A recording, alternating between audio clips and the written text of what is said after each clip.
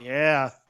So curse as much as possible. Yeah. Let's push that E rating, and then I can edit. Yeah, make all the editing so bad for Lou because Exactly. we're NPR. We have to Yep. we're an NPR podcast. So we have to bleep it all out. Then yeah. Fuck the fucking fuckers. I'm liking it. That's a strong start. I'm glad. So all right. Give me we'll give a minute for everybody to join the room if they want, and then I'm gonna post the link on. Oh wait, no, I don't want to do that. I'm glad everyone's getting to see me be a dumbass. We're live right now. What? Good to see how the sausage is made. Yep. So all right. We're just going to go ahead and get started. And Jeremy, if you want to share the link while I'm doing my intro, that'll probably speed this whole thing up. I'll find it. Jeremy, if you want to share the link. Well, hello out there in podcast land, and welcome back to the Front Row Network of Podcasts, the podcast for people who actually like movies. And welcome to our biannual tradition of doing a movie bracket battle, and we have picked a really fun topic for you. In case you are new to the podcast and you're just discovering us for the first time, either through Spotify or through NPR Illinois, what we do a couple of times a year is we throw up a big bracket of a bunch of different movies with a common theme, and then we vote on them on our Facebook page, and then we do a podcast where we sit here and drink beer and argue about it. So tonight's argument is going to be about the greatest sports movie of all time. So what we did was we started with 64 films in various regions. We had a baseball and golf region. We had a miscellaneous region, which covers everything that didn't make the other ones. So then we also had basketball, boxing, ice sports, and finally football. So we started with 64. We put these matchups on our Facebook page, and our audience voted for the opening round. And now we're here tonight to break down the round of 32 all the way to the finals. So let's get started. Let's not waste any time. We're gonna get to our panel. First of all, our in the control center that will have you updating the brackets all along the way, the editor-in-chief of the Front Row Network, Mr. Jeremy Geckner. How's it going, Jeremy? What is up? I cannot wait to disagree and ultimately destroy this incredible panel here. So get ready, people. All right, and a returnee to the Bracket Podcast who was just on for our Summer Blockbuster podcast. Welcome back, Aaron McCabe. How's it going, Aaron? So happy to be here, but Lou, I got a little beef with you. I cannot believe that Bloodsport or Kickboxer did not make it onto the greatest sports movies bracket. For real, though. Well, you know how I feel about JCVD. I know. Well, underground sports, I think, is a real nebulous region. That's true. You know, because technically people aren't supposed to know about Bloodsport. That's a good point. Kumite is supposed to stay underground. That's true. You just movie logicked it, man. That's right. Come on. Oh, God, what a buzz. Put me in my place. Yeah. All right. Well, and joining us on the panel, making their bracket debuts, a couple of familiar voices if you've listened to the Guilty Pleasure feed. First of all, a gentleman we haven't had back on the podcast in a while, but I'm glad to get him back on, especially for this one. Mr. Tim Tierney, how's it going, Tim? I'm doing well, Lou. It's great to be a part of this. It's love the Front Row and love being a part of, we did Dishes with Almost Famous and Guilty Pleasures with the Brady Christmas movie. So it's pleasure to be back. Yeah. Glad to have you back. And rounding out the panel, who was on Guilty Pleasures just a couple months ago for another sports movie, The Replacements. I guess you're becoming one of my go-to sports guys. Please welcome Dr. John Bowser. How's it going, John? Good. Hey, Lou. Hey, everybody. Yeah, I've been preparing for this moment literally my entire life. Or since 10 minutes ago when Lou texted me about this. Talking about sports movies is great because I have kids now, but the sports movie genre has been the one that I've actually been able to keep up on. So I'm ready to go. Good. Well, Yes. I'm glad. Yes. John is our pinch hitter here. We had a last minute substitution. Someone pulled up on the DL at the last minute.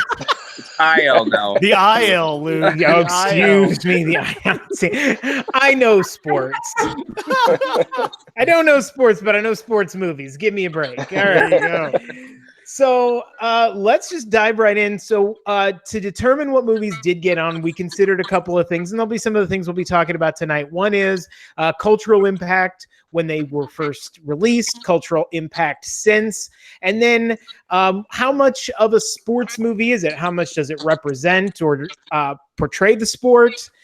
How much does it make you think or love the sport or get you excited about it? And just kind of whatever your heart desires.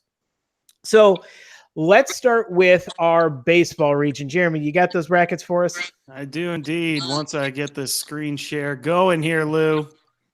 All right. Sorry, folks. That's fine. While Here- Jeremy's getting that There up, we I can go. tell Okay, you. I got you. Okay. I'll let you know you can Here join we us go. right now live on YouTube and make some comments. Please throw up as we go along. Yell at us. Tell us what we're getting wrong. All right, folks. So here we go in the baseball bracket. We had the first round matchup here: Bull Durham versus the rookie Bull Durham, victorious there. Moneyball up against our good friend Thomas Ian Nicholas's Rookie of the Year triumphant there.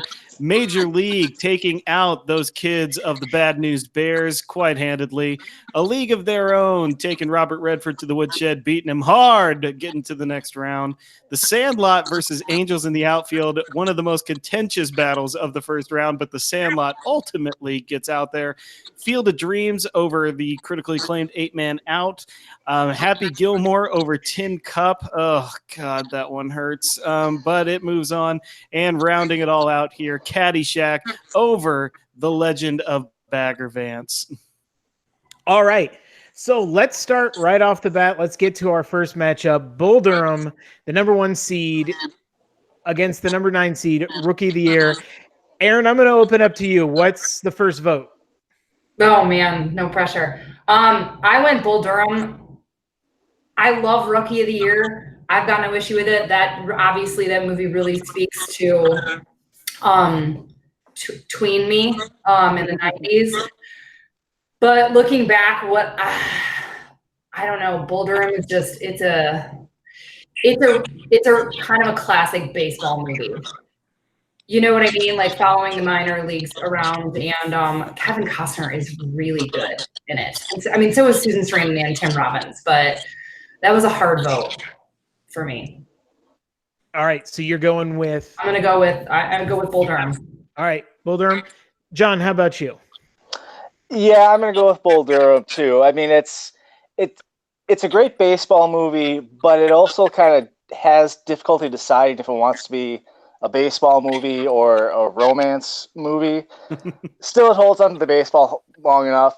And beating out Rookie of the Year never should have been there, by the way. Moneyball, far and away a better movie. I'm with you, I would John. have voted for Moneyball Wow. over Bull Durham, actually. But anyway, so that aside, Bull Durham.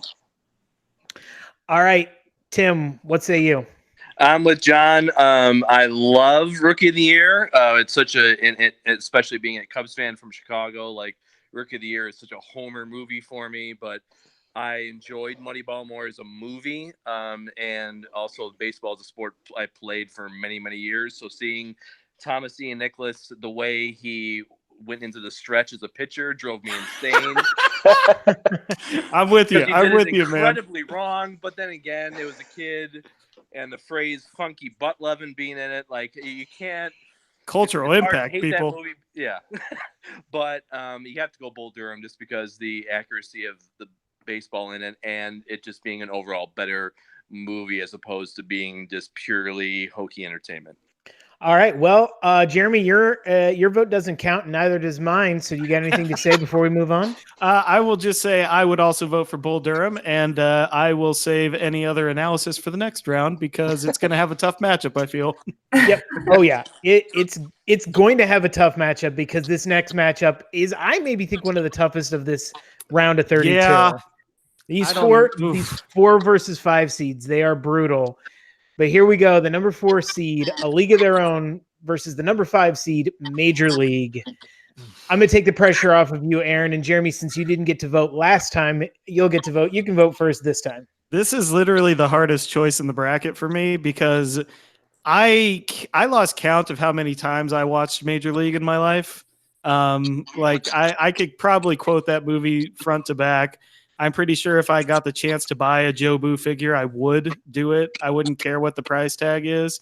But A League of Their Own is just so damn good as a movie. I mean, it made our 90s bracket, like just as a movie itself. And obviously the message only gets more and more important as years go by. It's a movie that's actually aged very well, I think.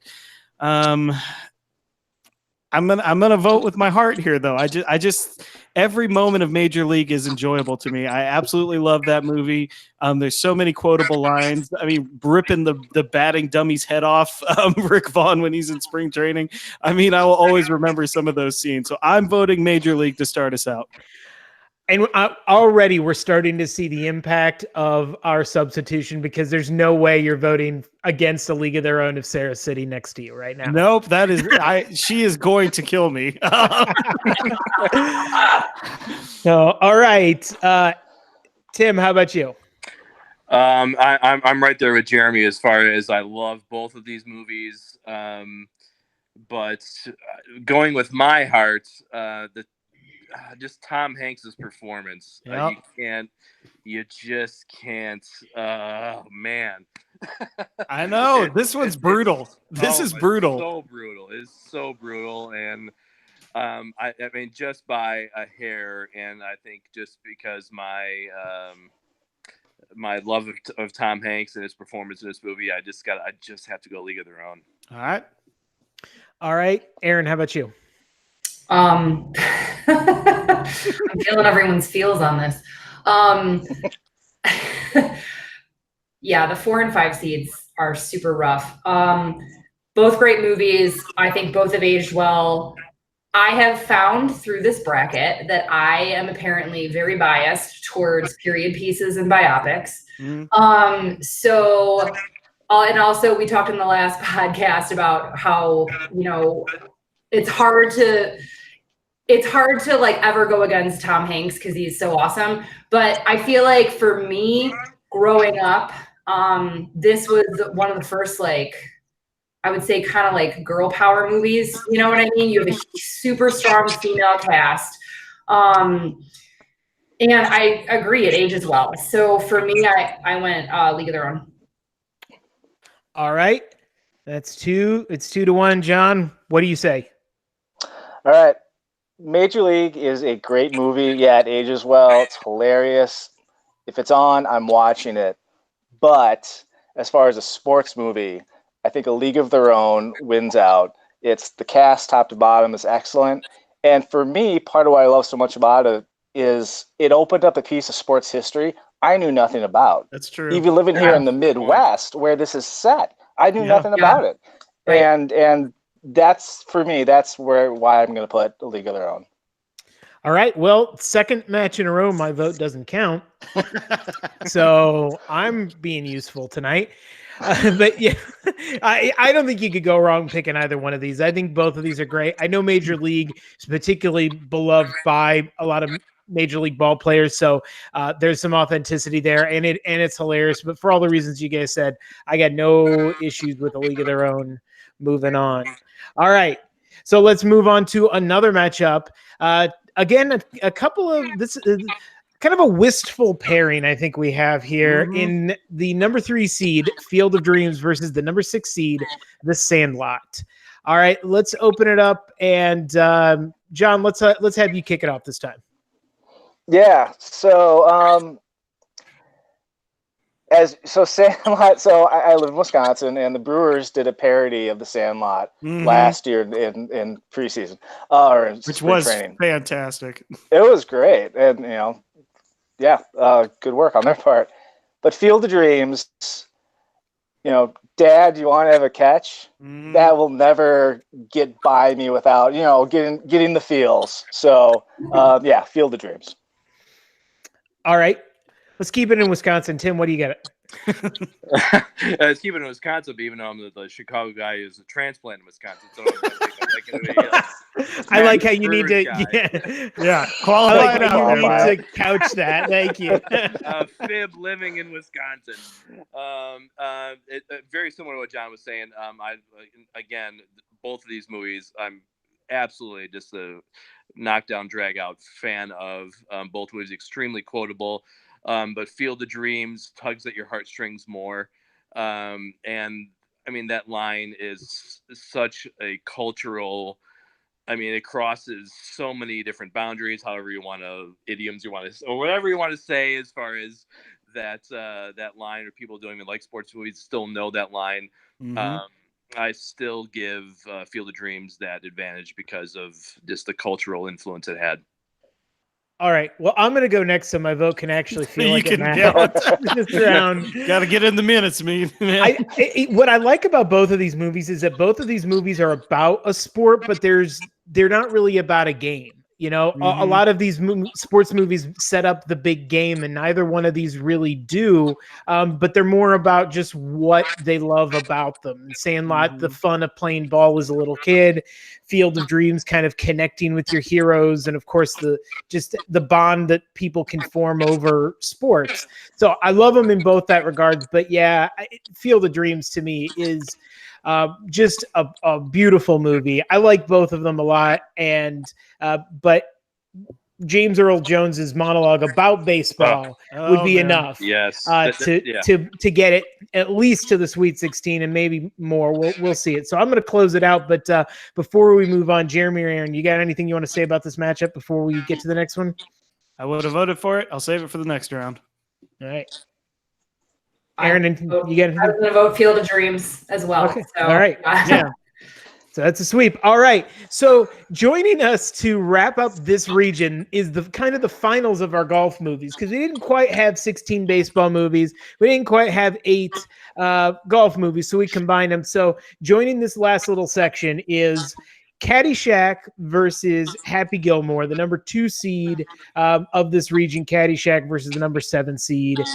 Aaron, let's start with you. Caddyshack versus Happy Gilmore. I love Happy Gilmore. It's one of my favorite Adam Sandler movies. I think Happy Gilmore,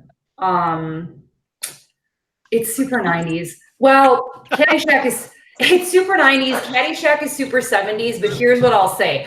I was a caddy for 10 years. So I started caddying in the 90s and you know, was then introduced to the movie Caddyshack. And watching it was so incredibly accurate to what the experience was as a caddy. Like, everyone had a weird nickname. People were doing dumb things. There were such ridiculous members. Bill Murray hit the nail on the head with that, as far as what it's like to work at a country club. Like, I was a valet. I carried bags. I did some other things. Like, everyone had different jobs. So the accuracy of it, and now the nostalgia is so heavily tied to that film that's one that I can watch whenever and wherever. And if I've got to pick a golf movie because of that, I'm going to go Caddyshack. All right, Jeremy, what say you?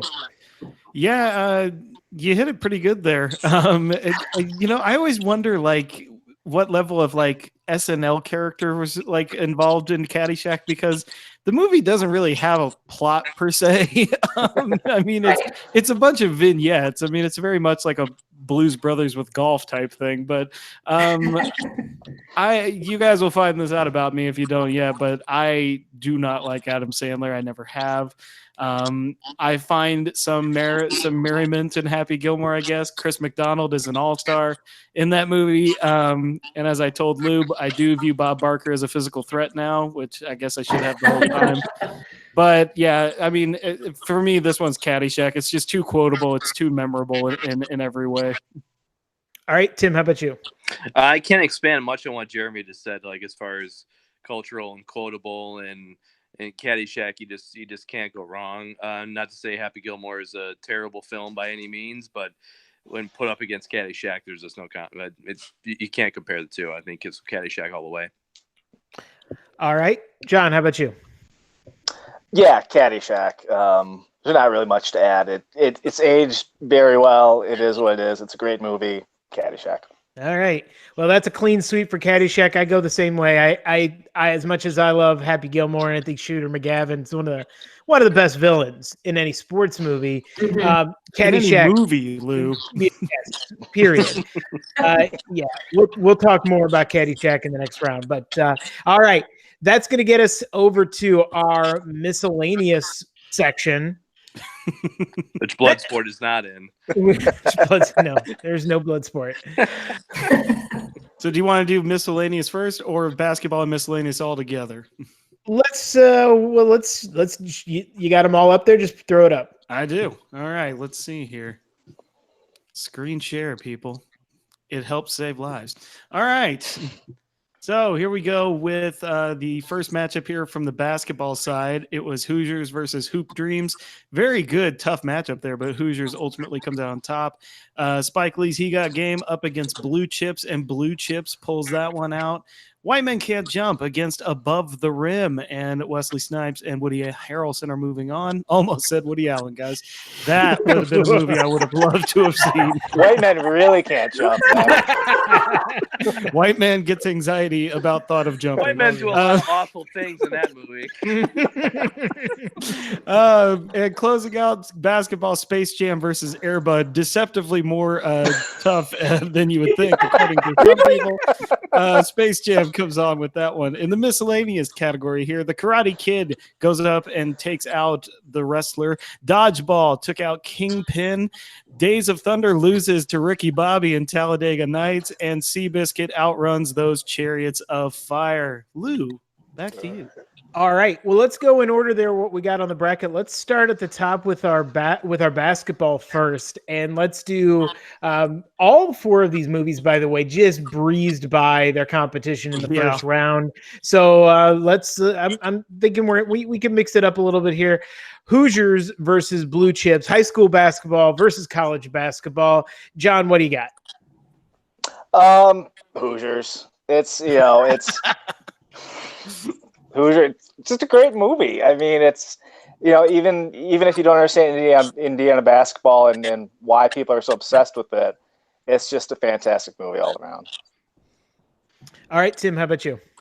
I'm not sure I can pick a movie that has Shaquille O'Neal in it. Not to say there's anything wrong with Shazam, but I mean, Blue Chips isn't we're not talking about Blue Chips being a Shazam quality, but Hoosiers far and away. All right. Well, I can vote for a movie with Shaquille O'Neal, and I'm going to. Oh man! Because I can tell you, don't go back and watch Blue Chips. Don't sleep on that, because I think Blue Chips, it's got some good basketball sequences, and I think it's also a really interesting look into the college recruiting, which I think is still it's got a lot of issues, and it's got a great Nick Nolte freak out monologue at the end. Yeah, Nick Nolte movie doesn't have that. Well, this is to be correct, but this is maybe one of his better ones too. So I'm going to go with Blue Chips. Aaron, what say you? I'm going to go with Blue Chips. It was just, both are great movies, but when it came down to it, I just preferred Blue Chips. Maybe I'm a Shaq lover too. Who knows? Who isn't? What's all the Shaq hate for? He's doing Carnival Cruise commercials now. Oh, fantastic! The General. Yeah. Glad to see his artistic integrity hasn't changed in 25 years. He's the shaking meme. Right. Well, we got our first tie of the night. Hoosiers versus Blue Chips. It's up to you, Jeremy. Who's it going to be? Who's advancing to the Sweet 16? Thanks for saving that for me. You almost got me there with the Nick Nolte freak out. And he faces off against Bob Knight. I mean, yeah, dude. If Chris Mullen would have just really gotten a better performance in Blue Chips, I think I could have gotten there, but his acting is, it's just a par below, he'll never play Hamlet. So no, come on, man, it's Hoosiers. It's literally every sports story that you want. All right. It's my St. Louis Blues' story this year. All right. Worst to first. All right. That is how you go. All right. Well, it was a tough one, but Hoosiers maintains and it moves to the Sweet 16. It's going to take on the winner of the 2 seed versus the 3 seed. Oh man, A battle of 90s nostalgia here. I am so into this matchup. I need to know what you guys do with this. Space Jam versus White Men Can't Jump. I haven't kicked it off yet, so I'm going to kick this one off. If you don't vote for White Men Can't Jump, your mother's an astronaut.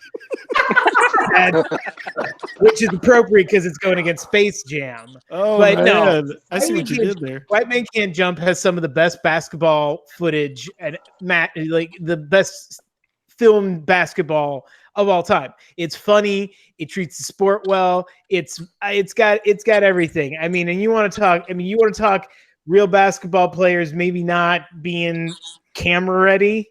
There's a whole lineup of them in Space Jam. Oh man, So I get it. It's fun. Don't get me Muggsy wrong. Bogues bared his soul in that movie, sir. So I'm going with White Men Can't Jump over Space Jam. Aaron, how about you? I'm also going White Men Can't Jump. I love the dynamic between Woody Harrelson and Wesley Snipes. Rosie Perez is fantastic in it.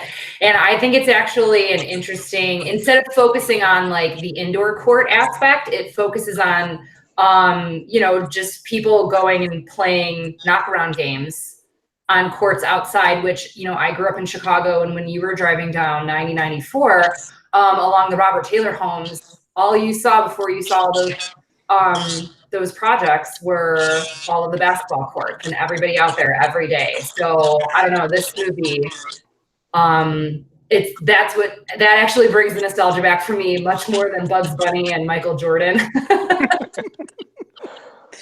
And I think it holds up better, clearly. All right. John, how about you? Yeah, it's White Men Can't Jump. I mean, back to the idea of what's a better sports movie. Yeah. White Men Can't Jump is a better basketball movie. And it's not like Space Jam even was trying to be authentic. The whole premise of the movie, it's a cartoon, so it's not. Space Jam did what it intended to do, but as far as being a better sports movie, it's White Men Can't Jump. All right.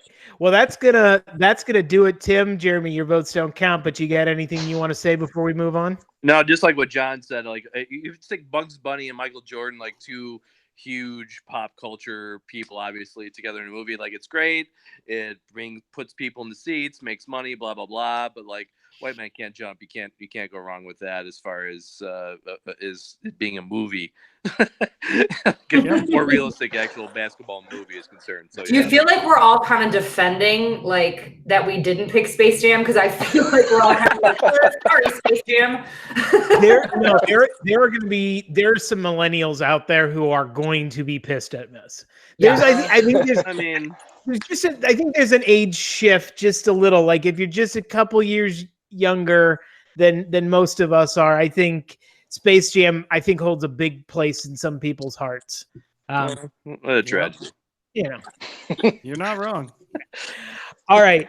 So let's get us to the miscellaneous category here. So movies that really have nothing in common. They're not about these the same. matchups are bananas, man. So, but it's foreshadowing what we're going to get when we get into the Elite Eight and Final Four. So here we have the number 1 seed, the Karate Kid, versus the number 4 seed, Dodgeball. I mean, how can you pick between these two? All right, Tim, let's start with you. I don't think Dodgeball should have even advanced, so I'm just going Karate Kid, hands down at all. That's an easy pick for me. Yeah, no, I would agree with you. Like Kingpin's a forgotten classic. If you haven't seen Kingpin, you need to go back and watch that movie because that movie holds up. It's hilarious. I think it's probably a better sports movie than Dodgeball is, but oh yeah.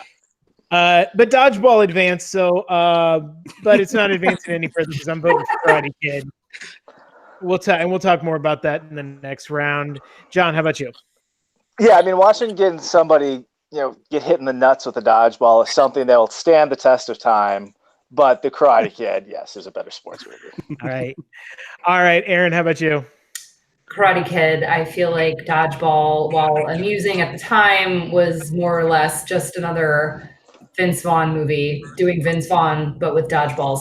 Fair enough, Oh, right? Lance Armstrong cameo. Yay. That's true. Which has aged perfectly. Oh, Yeah. Who would have thought that out of Lance Armstrong and Chuck Norris, Lance Armstrong would be the more problematic of the two? All right. So, Jeremy, you going to complete the sweep there? Yes, I will with the Karate Kid. Although I will just throw a quick shout out to my man Hank Azaria as young Patches O'Houlihan for teaching me the 5 Ds of dodgeball. That's all. All right.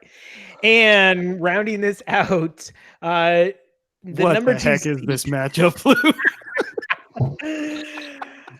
Oh boy. Well, they are racing movies. They're Yeah. just of a different kind. We've got Seabiscuit versus Talladega Nights. And the panel is broken. No one is. Okay. All right. Aaron, what do you got? I didn't even know what to do with it. So I went Talladega Nights because I didn't know what else to do. Yeah. No, you know what? I'm going to jump in on It's a you good on movie. this too. I'm going to jump in on this too because you know what? As much as people tell me I should like Seabiscuit, and as much as it's a good, like, you know, I can see why it's critically acclaimed. I Mhm. never really connected with that movie at all. You know, and it's weird, but I can't pick Talladega Nights in a sports movie bracket. I guess the horse. An enthusiastic vote for Seabiscuit. Tim, how about you? not only do I think Seabiscuit shouldn't even be in this position, it's not even the best horse racing movie in this. I would put Secretariat, National Velvet. I would put those ahead of this, but so I mean, I guess I would put Talladega Nights here. But if Talladega Nights advances beyond this, I will hang up the goddamn phone. All right, that's 2 for Talladega Nights. What do you say, John? Okay, so since this is my personal opinion, I saw Seabiscuit in the theater for work when I was doing ad sales. My first job out of college was selling advertising. And obviously it didn't do the trick for me because I had been circling the drain on that job and I was out in like 5 months after that. So as far as inspiration, didn't do the trick for me. Talladega Nights, I still remember it. So I'm going to go with Talladega Nights for Holy crap. reasons that have very little to do with the actual movie. But are just as valid at this point. Oh man. But everybody remembers Talladega Nights. People can't even remember in a year. I don't know. Correct me if I'm wrong. People can't remember all of the Triple Crown races. Like they don't even know which races are in the Triple Crown. Yeah. You know, and that's literally 3 races. So like, should we all really feel that bad about Right. Talladega Nights over No. Seabiscuit? Well, Because it's a lot of should. We should want that one to win. No, But you're absolutely right. nah, I'm with you. Just nah. I'll say this: if I'm gonna, if I'll to try to polish this turd a bit, I'll say Talladega Nights does a good job of parodying the NASCAR culture, Yes. Sure. Yeah. and true. it came around at a time where good old boys and America and all that kind of stuff was very in vogue, and this movie does like skewer it very well in the context of a sports movie. Yeah. So I'm gonna, for that reason alone, it's gonna get my vote over Seabiscuit. Yeah. Let's get the hell away from that for now. Let's move over to our boxing and our ice sports. Jeremy, what do we got? Yes. This is actually, I think, a really, really good bracket here. All right. So in the first round, the number 1 seed, Rocky, here took out The Fighter. And then in the Battle of the Rockies, Rocky 4 takes out Rocky 3 because, communism sucks, I guess. Creed takes out Million. Yeah, I guess. I guess. I'll do my Bernie Sanders impression later, guys. Creed versus $1 Million Baby. Creed wearing victorious. Raging Bull over Ali. Getting into the ice sports, the Mighty Ducks took out Paul Newman in Slapshot. Miracle over Mystery Alaska. That was a tough matchup for me personally. Blades of Glory losing to the Cutting Edge, so all of us can rejoice in that one, I guess. And Cool Running takes out I, Tonya to get to the second round. Back to you, Lou. All right, so let's get it going here. I gotta say, everyone, my love of the Rocky films is well documented. That said, I'm really surprised Rocky IV advances over Rocky III. Rocky IV is barely a sports movie. It is like it if is. I could change, and you can change. It is a sport in as much as the way like a boxing video game is an actual sport. Because this is just like it's a glorified action movie, and so Rocky III actually, I thought, addressed boxing a little bit better as a sports movie. Like at all? Yeah, but don't get me wrong, I love Rocky IV, but as much as for all of those reasons, I'm going with the OG. I'm going Rocky over Rocky IV for this round. John, how about you? Yeah, so as far as a better movie, Lou and you and I have talked about this for the past 20 years. Rocky IV is 30 minutes of montages, 30 minutes of flashbacks, 15 minutes of dialogue. At least 3 music videos in there too. Yeah, right. So there's not a whole lot of movie to that movie. And Rocky, it's just a great movie. I mean, I could watch it over and over again. When I first got into the Rocky movies, Rocky IV was kind of the sugary candy of the franchise. But then as you get older, Rocky it holds up much better. It's just a much better movie. All right, Tim, how about you? Yeah, you can't pick against I mean, sometimes you can in certain circumstances, but in this case, an Academy Award Best Picture, you can't put Rocky IV. Like, what's better? Like, so yeah, you got to do the original Rocky. All right, Aaron, agree, disagree? I would agree. You have to go Rocky, and I love Dolph Lundgren and Rocky IV, but it's got to be Rocky. There's no question. All right. Well, Jeremy, your vote doesn't count, but what do you say? I mean, if this was Talladega Nights versus Rocky, we would have a choice on our hands here. Well, it's clearly Rocky, and it sets up an insanely good matchup either way in the second round here. All right. Round. Yeah, because this is an interesting one. The number 2 seed, Raging Bull, versus the number 3 seed in Creed. Both of these movies having some interesting competition. $1 Million Baby barely loses to Creed by 1 vote. This was the closest first round matchup we had. Creed moved over by 1 vote. Raging Bull a little bit more over Ali, but I was kind of curious to see how many people remember Raging Bull and still think about it. So I'm interested to hear what the panel has to say. So I'm going to start with Tim. Creed, I mean, very solid movie. Don't get me wrong. I when you first heard about this movie being presented, you go like, oh god, it's Sylvester Stallone and a quest for more money, but I was pleasantly surprised with it. But Raging Bull is I think just too classic, too good, and up against in this situation, I just have to go Raging Bull.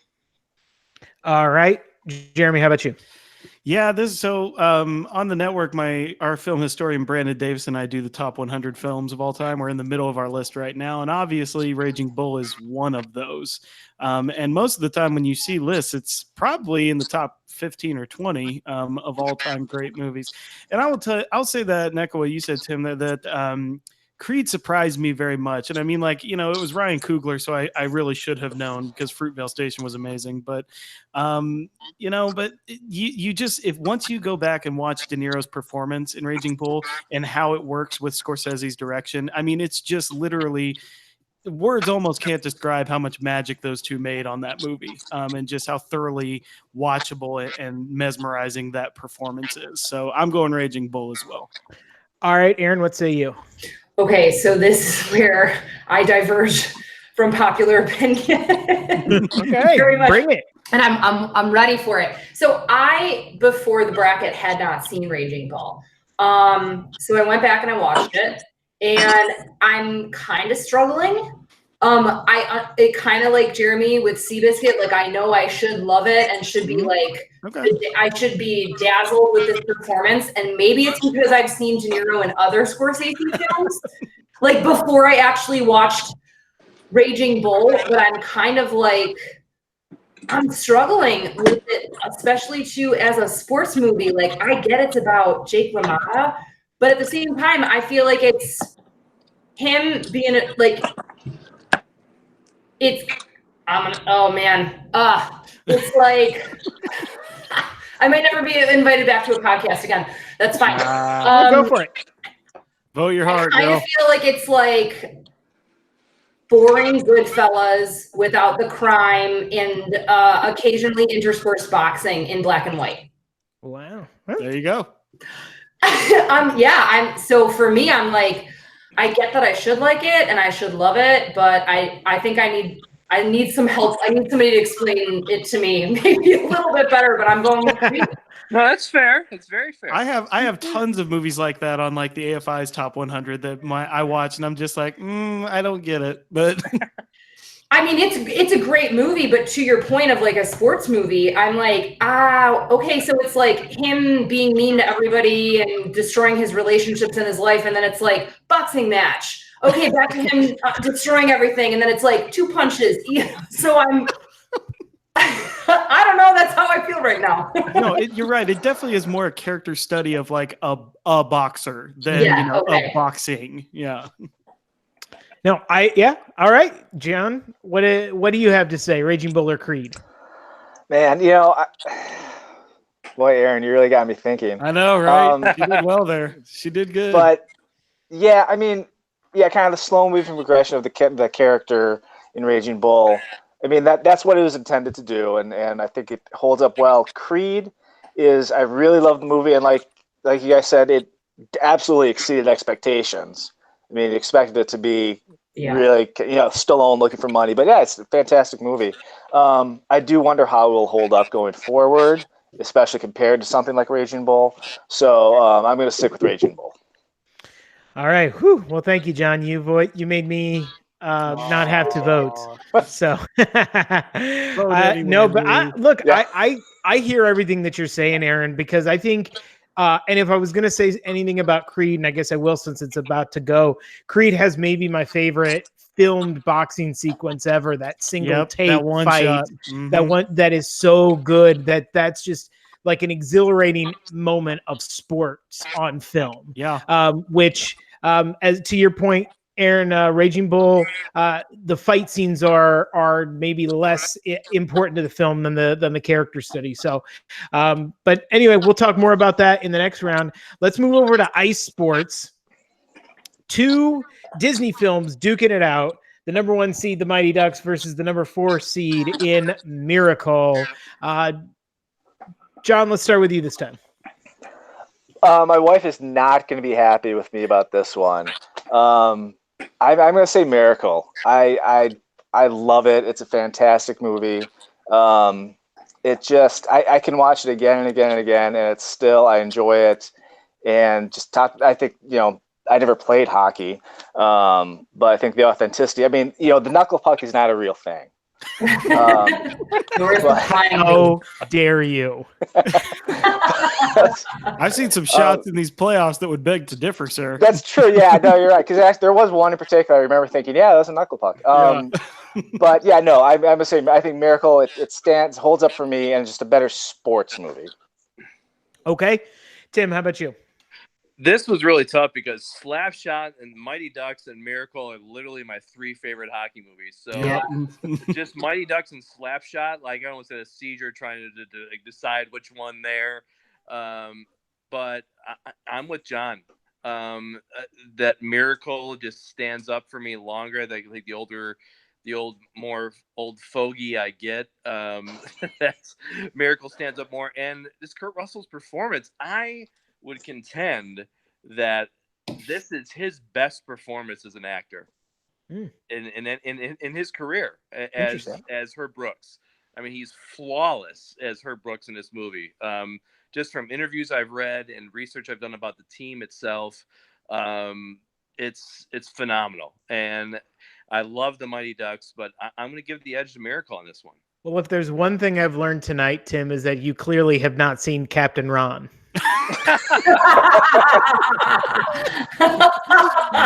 And Lou wins the have internet. Lou. Again, this could be a whole other podcast, like for us to discuss this. But I love his performance as Herb Brooks. It really is terrific. All right, Jeremy, how about you? So, my wife would tell you that as much as she loves the Mighty Ducks, that this is not even the best of the Mighty Ducks series. She would say, Lou, that you should have put D2 in there. Oh, geez. I'm just relaying information. Her and Scott can go have that conversation on a different podcast. But this is the thing. I remember the second, I was watching Miracle in the theater, and I remember thinking this is one of my favorite movies I'm ever going to see. And I think that the way they shot the hockey sequences in that was Perfect. like nothing I've ever seen before. They got the cameras on the ice with them, like right up on them. And it just led to that exhilaration. And this is, I think, by far one of the most important sports moments in history.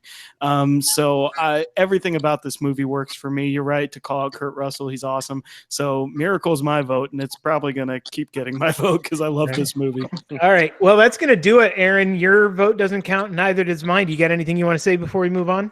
No, I was gonna vote for Miracle anyway. Yes. I voted for Slapshot, though. I will throw that out there. I was sad. Me too, Aaron. But I also understand why Slapshot did not make it. It would never hold up in 2019. It is a little Oh, God. now. It's so bad. But my dad and my uncles all played hockey, and my brother played hockey, so we spent a lot of time in Canada and stuff. So I love hockey movies. So yeah, I'm done. That's Everyone's dad loves Slapshot.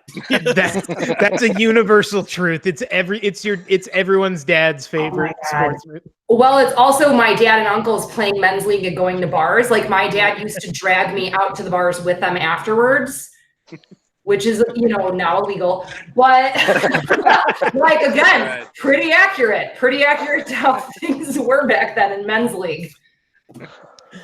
All right. Yep. All right. So that's a sweep. Let's move on. It's going to face a couple of different kinds of ice movies. The number 2 seed, the bobsled movie Cool Runnings, versus a figure skating movie coming in at number 6, The Cutting Edge.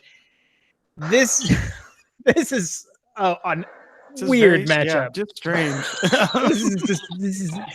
I'm gonna start, and I'm gonna go with the Jamaican bobsled team here, because I do think both of they do have the kind of thread of learning to come together as a team. Cool Runnings doesn't have a love story, although I think the 2019 reboot totally should. But I'm going to go with that, and it's got one of the best slow claps in movie history at the end. So I love me a good slow clap. I'm going to vote Cool Runnings. John, how about you? I'll vote Cool Runnings almost by default. The Cutting Edge, much like Mighty Ducks franchise, you probably should have gone with Cutting Edge 2 because it's far superior movie. But no, I'll go with Cool Runnings.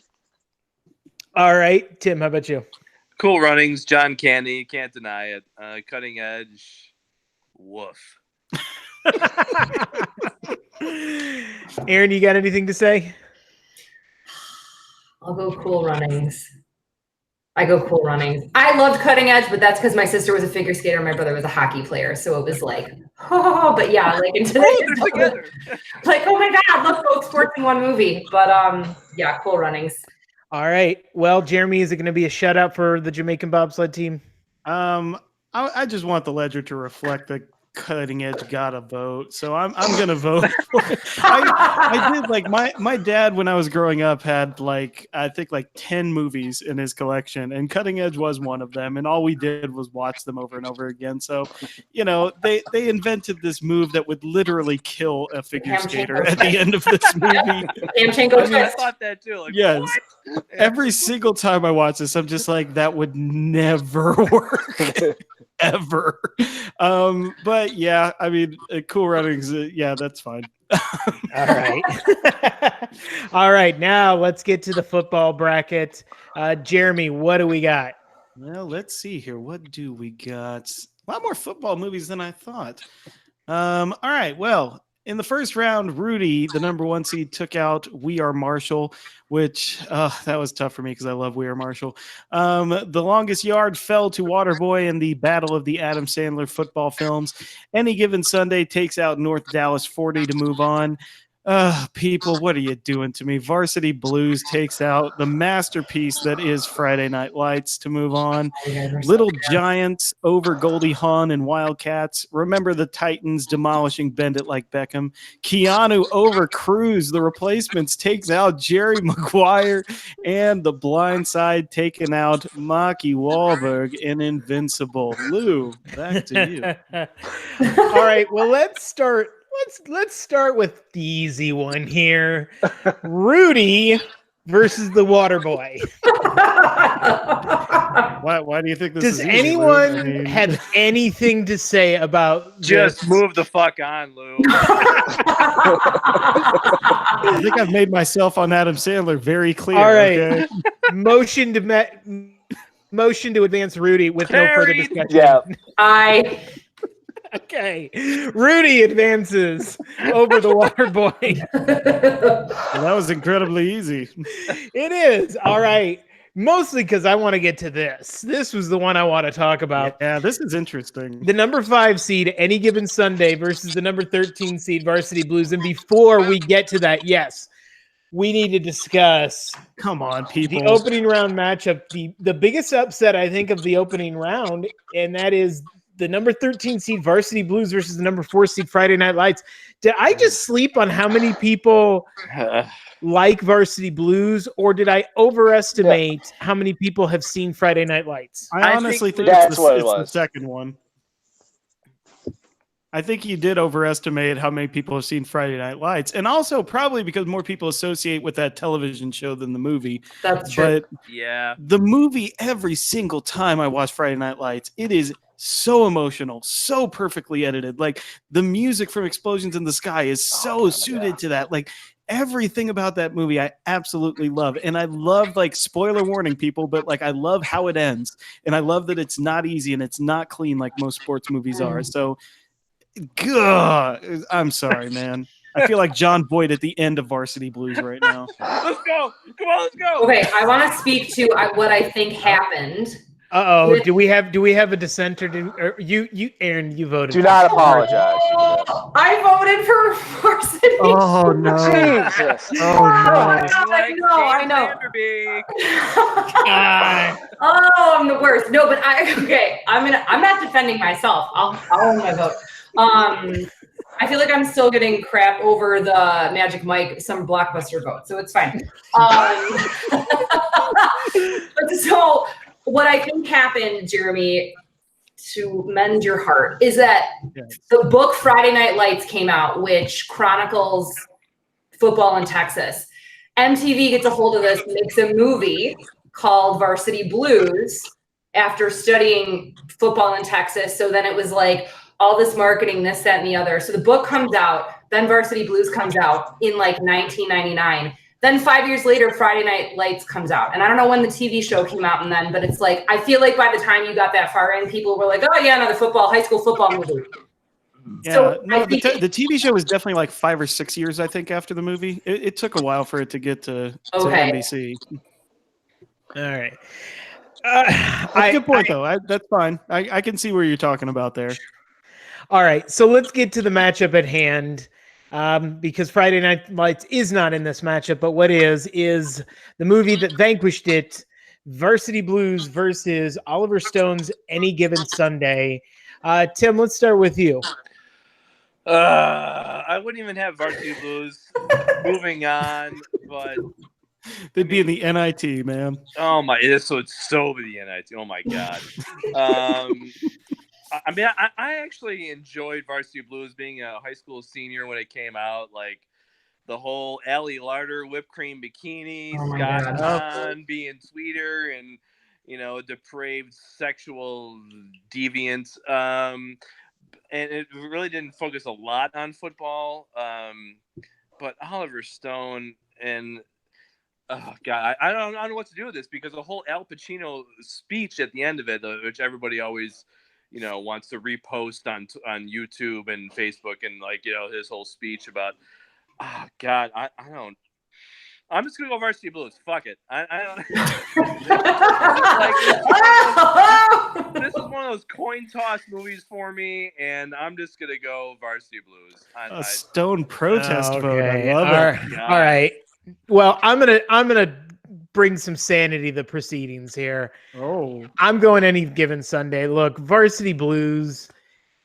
James Vanderbeek's accent alone should disqualify this from any serious film what an eyeball discussion. coming out in the end zone, Lou. Come on. What football movie has that? More realistic than I don't want your You're life. alive. I'm saying. I believe one of those I believed more than the other. So, oh man. but so yeah, no. What I find fascinating is, to me, Friday Night Lights deals with the obsession of high school football as if it's a bad thing, Mhm. and Varsity Blues does the exact opposite. It talks about the obsession with football as if like it's this good thing, because you get all these like dickhead high school kids getting treated like gods because they catch Total the ball dickheads. real good, Yeah. you know? And Yeah. so for most of that, I'm like, this is everything that made me bitter about high school. So Amy Smart probably the best thing about that movie. yeah. So for that reason, and yeah, Pacino going full Pacino Oh, at the yeah. end there. I think Jamie Foxx actually, by the way, gives a really good performance in this movie, as does Dennis Quaid. So I'm going with Any Given Sunday over Varsity Blues. Jeremy, how about you? Yeah, I mean, look, I grew up with Varsity Blues. Again, this was also one of the 10 movies my dad owned. And I will say, like, there are some good moments there in Varsity Blues, like especially when Billy Bob is breaking down and stuff and shooting his trophies out of the back of his truck. Like, there's some good commentary on, how obsession can go crazy there. Not as good as Friday Night Lights, but whatever. Any Given Sunday is just very strange to me, because there's been very few movies that have tried to deal with the NFL and professional football seriously. And it's very strange to me that that's there. I don't know. Maybe the NFL just has so much money that they keep it away or something. But Any Given Sunday, though, you're right, though. I think Jamie Foxx is great. And I think this is kind of the movie that made him bankable a little bit to lead a movie. And yeah, Pacino going full Pacino, but the football in that was especially brutal. I mean, you already called out the end zone. But I did like that they steered hard into the injury aspect of professional football, and how, they're pressured, especially like the Lawrence Taylor character, how they're pressured to want to play hurt, even, and to not tell people they're hurt. And that's definitely something we're dealing with now. So I'm going to go with Any Given Sunday. Just the cast is stacked. All right. John, how about you? So, Lou, you mean to tell me that the backup QB at Allman High School wasn't secretly on the sidelines reading Kurt Vonnegut in the middle of games? No, he was. That's not how he I was- remember high school, he but was anyway. not. No, yeah, Varsity Blues. Yeah, I'll never get past the fact that it beat out Friday Night Lights. Yeah, Any Given Sunday is over the top with Yeah. the eyeball, just a skosh. But no, I'll go with Any Given Sunday. But I could think of a number of movies that I would vote ahead of it. But in this case, Any Given Sunday. All Oliver right. Stone over the top. So, Get out. Yeah. so Yeah, where was that? Over the Top. That is a great sports movie. Oh man, Not in miscellaneous category, by the way. Oh, sorry. Hey, underground sports, man. Yeah, There's no pro That's arm right, wrestling yeah. back then. Hey, arm wrestling was on ESPN at one point. So anyway, okay, Aaron, your vote doesn't count. Would you have still voted for Varsity Blues? Would you have wanted it to make its way to the Sweet 16? No, I would not have. I would have voted for Any Given Sunday, but I will say, That movie came out when I was a senior in high school, and I was dating a football player. So I was very near and dear to my heart. But when I got to college, whose parties were I at every weekend? The theater house. Yep. That's right. In lieu of vindication. You figured it out. Yeah, exactly. All right, let's move on to another interesting matchup here. The number 3 seed, Remember the Titans, versus the number 11 seed, another upset in the first round, Little Giants, which easily took out Wildcats. I got to think this is a generational thing to me. It absolutely Because- is, Lou. Probably. Yes. Because I don't know, maybe a lot of people haven't seen Wildcats. But just to eulogize it before we get to this matchup, Wildcats, if you haven't seen it, that is one fun high school movie. It is. No one in that movie looks like they're in high school.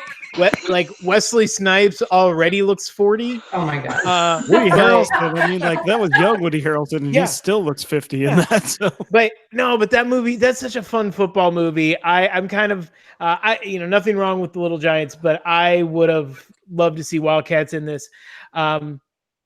But let's open it up. Aaron, what say you? Remember the Titans or Little Giants? Remember the Titans is a better sports movie, I think. Mm-hmm. I mean, yeah, Little Giants is fun and it's like, oh, cutesy, little kids playing football. But I just feel like the issue, like, again, I found that I really veer towards time period sports pieces apparently. But I think it does a really good job of dealing with racial tensions and sports in high schools. And I don't know. I thought it was Denzel Washington's great in it. I just prefer that movie. All right. Sports movie. Jeremy, how about you? Yeah, no, you hit it right there. I mean, aside, look, the football is great in Remember the Titans. The Yeah. performances are obviously great. Denzel doing just peak Denzel. Yeah. And Will Patton, I always feel like kind of gets lost in that. He's fantastic in that movie too.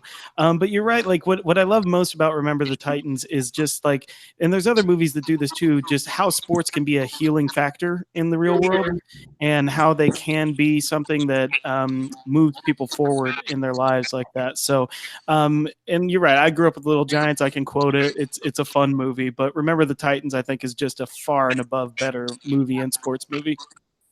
All right, John, what say you? Yeah, I mean, Remember the Titans as far as a sports movie that holds up, that has an actual message, and is just substantially built and written and acted. Yeah, it's Remember the Titans. All right. Well, that's gonna do it. Tim, you got anything to say? Nothing to add. Remember the Titans, hands down. Yeah. Yeah, so much for the annexation of Puerto Rico. I know, man. How But- a team hasn't tried it yet, but man. but for those of you who are sad to see John Madden lose, I've got good news for you. He's showing up again Yep, in this- momentarily. in the final matchup of the round of 32. The number 2 seed, The Blind Side, versus the number 7 seed, The Replacements. The Replacements beating Jerry Maguire, and I got a lot of flack for putting Jerry Maguire as low of a seed as I did. And my defense is, I think it's a romantic comedy that has sports in the background. I don't think it's as much Agreed. of a sports movie. You're right. The climactic scene isn't a sports game. It's Jerry Maguire in the living room professing his love. It's "You Had Me at Hello." So Yeah. You're right. I stand by my decision. Thank you, internet. But let's open it up here. Let's start with Jeremy, The Blind Side versus The Replacements. So this is going to be really fun for everyone because if you don't know, I hate The Blind Side. I Oh. hate this movie. Mm. Because I read the book first and was very taken by the story, and then they completely trashed that story, I think, in this book in favor of an Oscar piece. So, and also it's just bad luck that it's up against one of my sleeper favorite football movies of all time. I freaking love The Replacements. I think Keanu Reeves might be one of the most charming actors of all time. I'm not saying he's going to win an Oscar, but damn it if I don't smile every time I see him on screen, even when he's killing people in John Wick. So, I mean, I'm voting for The Replacements. I think it's a fantastically sleeper movie. All right, Tim, how about you? I tell you what, Jeremy, I'm on your team. If I would go if both of these movies were on simultaneously. This is kind of one of my like deciding factors. If both of these movies were on simultaneously, I would rather watch The Replacements, even though just like any given Sunday, the NFL didn't sanction their the Washington Sentinels. Like, and that's but once I got over that, I was like, okay. But you know what? Kind of like Hoosiers, like Gene Hackman. I mean, he's enjoyable in this movie, and some of the secondary players on the team are, have some. I mean, you have what's his name from The Office? Pam. Initial. He plays a deaf tight end in this movie. From The Office, Pam. But Reese Ifans is the kicker, man. Come on. Yeah, exactly. Come on, I'm wiry. Like that kind of stuff is more memorable, I think, than a rich white family saves somebody from a poor neighborhood. Like, okay, that's fine. Like it's all well and good, but I enjoy The Replacements more. All right, Aaron, how about you? The Replacements. Yeah. Take that, Sandra Bullock. Yeah, nope, you're not. You're clearly not going to get an argument from me on this one. I don't mean to say like, look, if you like The Blind Side, cool. I mean, and like I said, the story is great. The story is really, really good. I encourage everyone to read the book because Michael Orr is what sticks out of the book, and in the movie, he's almost an afterthought. That's my big issue. Mm-hmm. And I like Sandra Bullock as an actress. Like, I've got no problem with her. But I hear what you're saying. Yeah, no, absolutely. And if you want to hear more about The Replacements, you can find our Guilty Pleasures episode on The Replacements featuring John and myself talking. So, John, do you have any thoughts on this matchup before we move on? Yeah, I guess just to the earlier point of if they're both on simultaneously, which one are you going to watch? I'm going to say The Replacements. Both movies, you have to suspend disbelief a little bit. The Blind Side, they Hollywoodized the story to make it what it is. Mm-hmm. The Replacements, how Keanu got from his boat to the stadium and dressed and ready for game time in the period of a halftime period. Yeah. Probably not going to happen. But it's Keanu Reeves, so who knows? Anyway, I have no problem with The Replacements. Maybe he did that whole Neo flying thing, That's right. Possibly. All right, so here we are. We have made it to the Sweet 16. Jeremy, show us those updated brackets. All right, updated here from the baseball golf side. We've got Bull Durham going up against A League of Their Own, and Field of Dreams taking on the lone golf survivor in Caddyshack. Oh, okay. I think we're done messing around. I think we've got some serious matchups to talk about now. We do. And that's the thing with sports movies. It's really kind of feast or famine sometimes. But I think we're in some solid territory here. So let's start with that top matchup. Bull Durham versus A League of Their Own. This is an interesting matchup to me. John, let's start with you. I'm gonna go with A League of Their Own. And so when we get into this round, Bull Durham, I think I said last time, it's equal parts romance movie and sports movie. And so now if we're talking about a sports movie, we're getting down to the Sweet 16. This is where A League of Their Own just being a better sports movie for me, and staying consistent as far as what it adds to the narrative of what we know about sports. A League of Their Own. All right. Aaron, how about you? I agree with John. When it comes down to it, it's just a better sports story, history biopic. League of Their Own. Wow. All right, Tim. I literally cannot add any more than what John and Aaron already said. I obviously love Bull Durham, but League of Their Own, it's better. Wow. All right. And our votes don't count, Jeremy, but what do you got to say? This is one of those strange things where I vote against a movie in one round and then passionately vote for it the next round. I'm the same way. It's like Bull Durham, you're right. Like there's so much great like especially if you've played baseball, there's so many great things, or if you've been around someone who's played baseball, there's so many great things about that movie and fun lines. But yeah, League of Their Own, again, like it keeps coming back. Like every couple of years when I watch it, it's just, I have a lot of trouble finding any faults in that movie. I know. It's just very well made, very well told movie. So League of Their Own for me. Yeah, I got to agree, and I think again for sports movies, this movie League of Their Own builds up a better like rousing sports climax. Where Bull Durham, I think, has a lot of great moments about baseball, but isn't maybe, as you pointed out, John, ostensibly about baseball. It's set in that world, but it's got like that the conference on the mound scene, still one of my favorites. Yeah, or the lollygag monologue, which is another great one. It's got like some like memorable moments, but yeah, in terms of an overall narrative, I think I'm on board.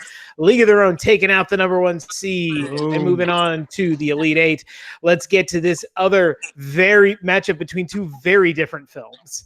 Yeah. We have the number 3 seed, Field of Dreams, another Kevin Costner baseball movie, versus the number 2 seed, Caddyshack. So this is our first mixed matchup here, or I guess not in maybe it's not. So forget what I just said.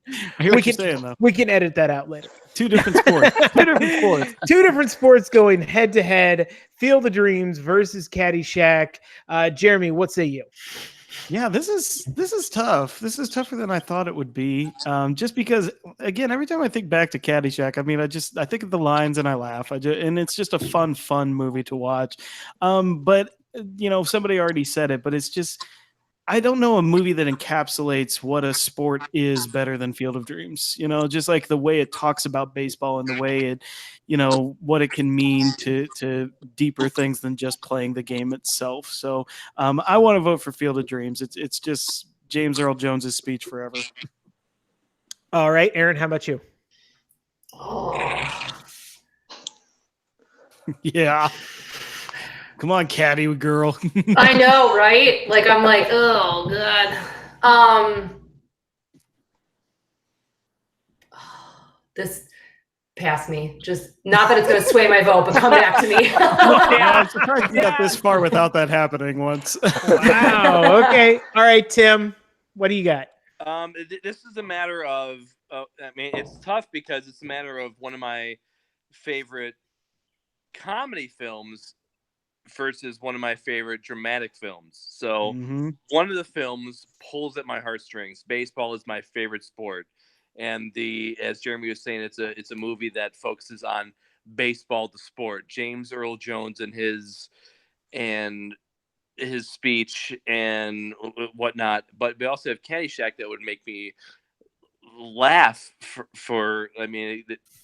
I mean, from the first time I saw it to the 17th time I saw it, I laughed just as much. So it's a matter of what do you want to feel like? How do you want to feel? Do you want to feel a movie that moves you, or do you want to feel a movie that really makes you laugh? So it's really a tough decision, and I'm just going to blurt it out and say Field of Dreams. All right. Whew.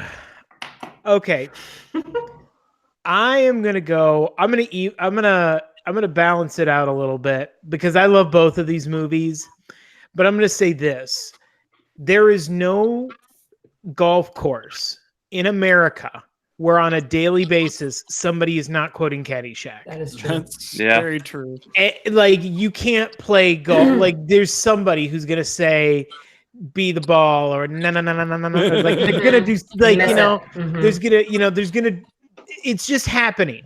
So in terms of like a sports movie that's really just like connected to its sport, for that reason, I'm going to go Caddyshack, even though I love Field of Dreams and I live right next to Iowa. So like, I think I may not be allowed over there, but I'm going to vote for Caddyshack. I was going to say, Lou, like my contention to that would be, do you have anywhere where people, it's like a mecca for them going to Dyersville, Iowa, to go to this place because a movie was filmed there, like where baseball fans just drift towards. Like, yeah, you always quote it on a golf course, but I mean, Dyersville.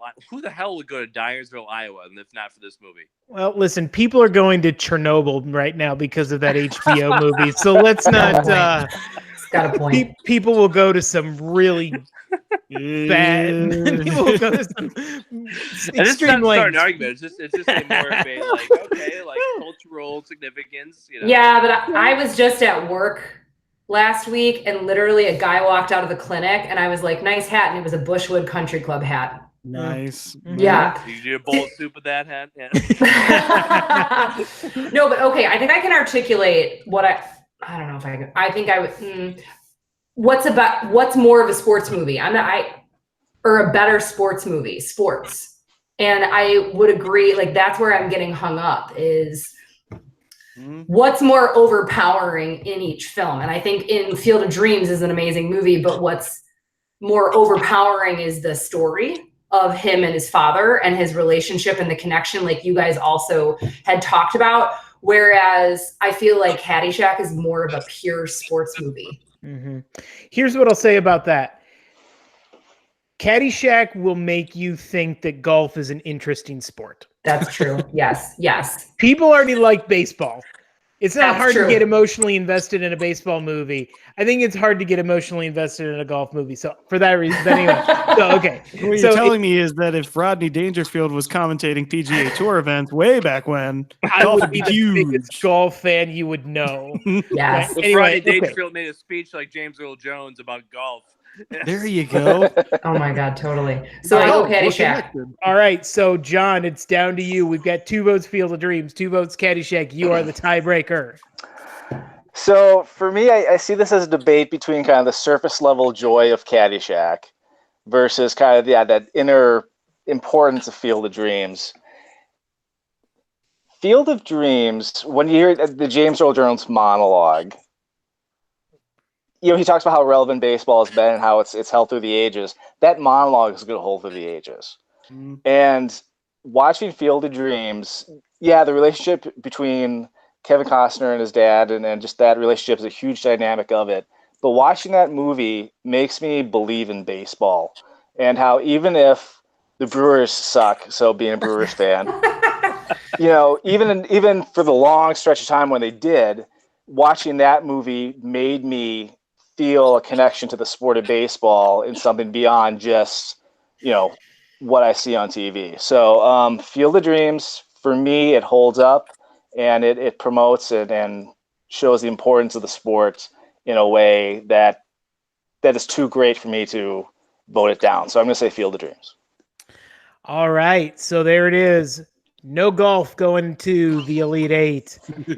Field of Dreams advances over Caddyshack, and it's going to make a real sentimental matchup coming up next round. Man, this is So gonna let's- be cool. So let's move on now to what's the finals for our miscellaneous region. Again, 2 very different films. The Karate Kid versus Talladega Nights. Based on our discussion in last round, is there a whole lot of discussion to be had, or are we going to rubber stamp this one too? Nope. Rubber stamp the shit out of it. Rubber stamp it. Yeah, rubber Stamp stamp that it. rubber, man. All right, that's Talladega Nights advancing over the Karate Kid. What a surprise there! Yeah. You guys really You're shocked not me. first, you're last. Pleasure to be with you guys. Take it easy. Yeah. We did it. No. Okay, so that's the second time we rubber stamped Karate Kid, and I think we'll get to talk about it more in last round. But so it's going to advance over Talladega Nights. It's going to face the winner of the finals in our basketball region. This is a very interesting discussion. I think the number 1 seed Hoosiers versus the number 3 seed in White Men Can't Jump. Aaron, let's start with you, or do you need to pass this time too?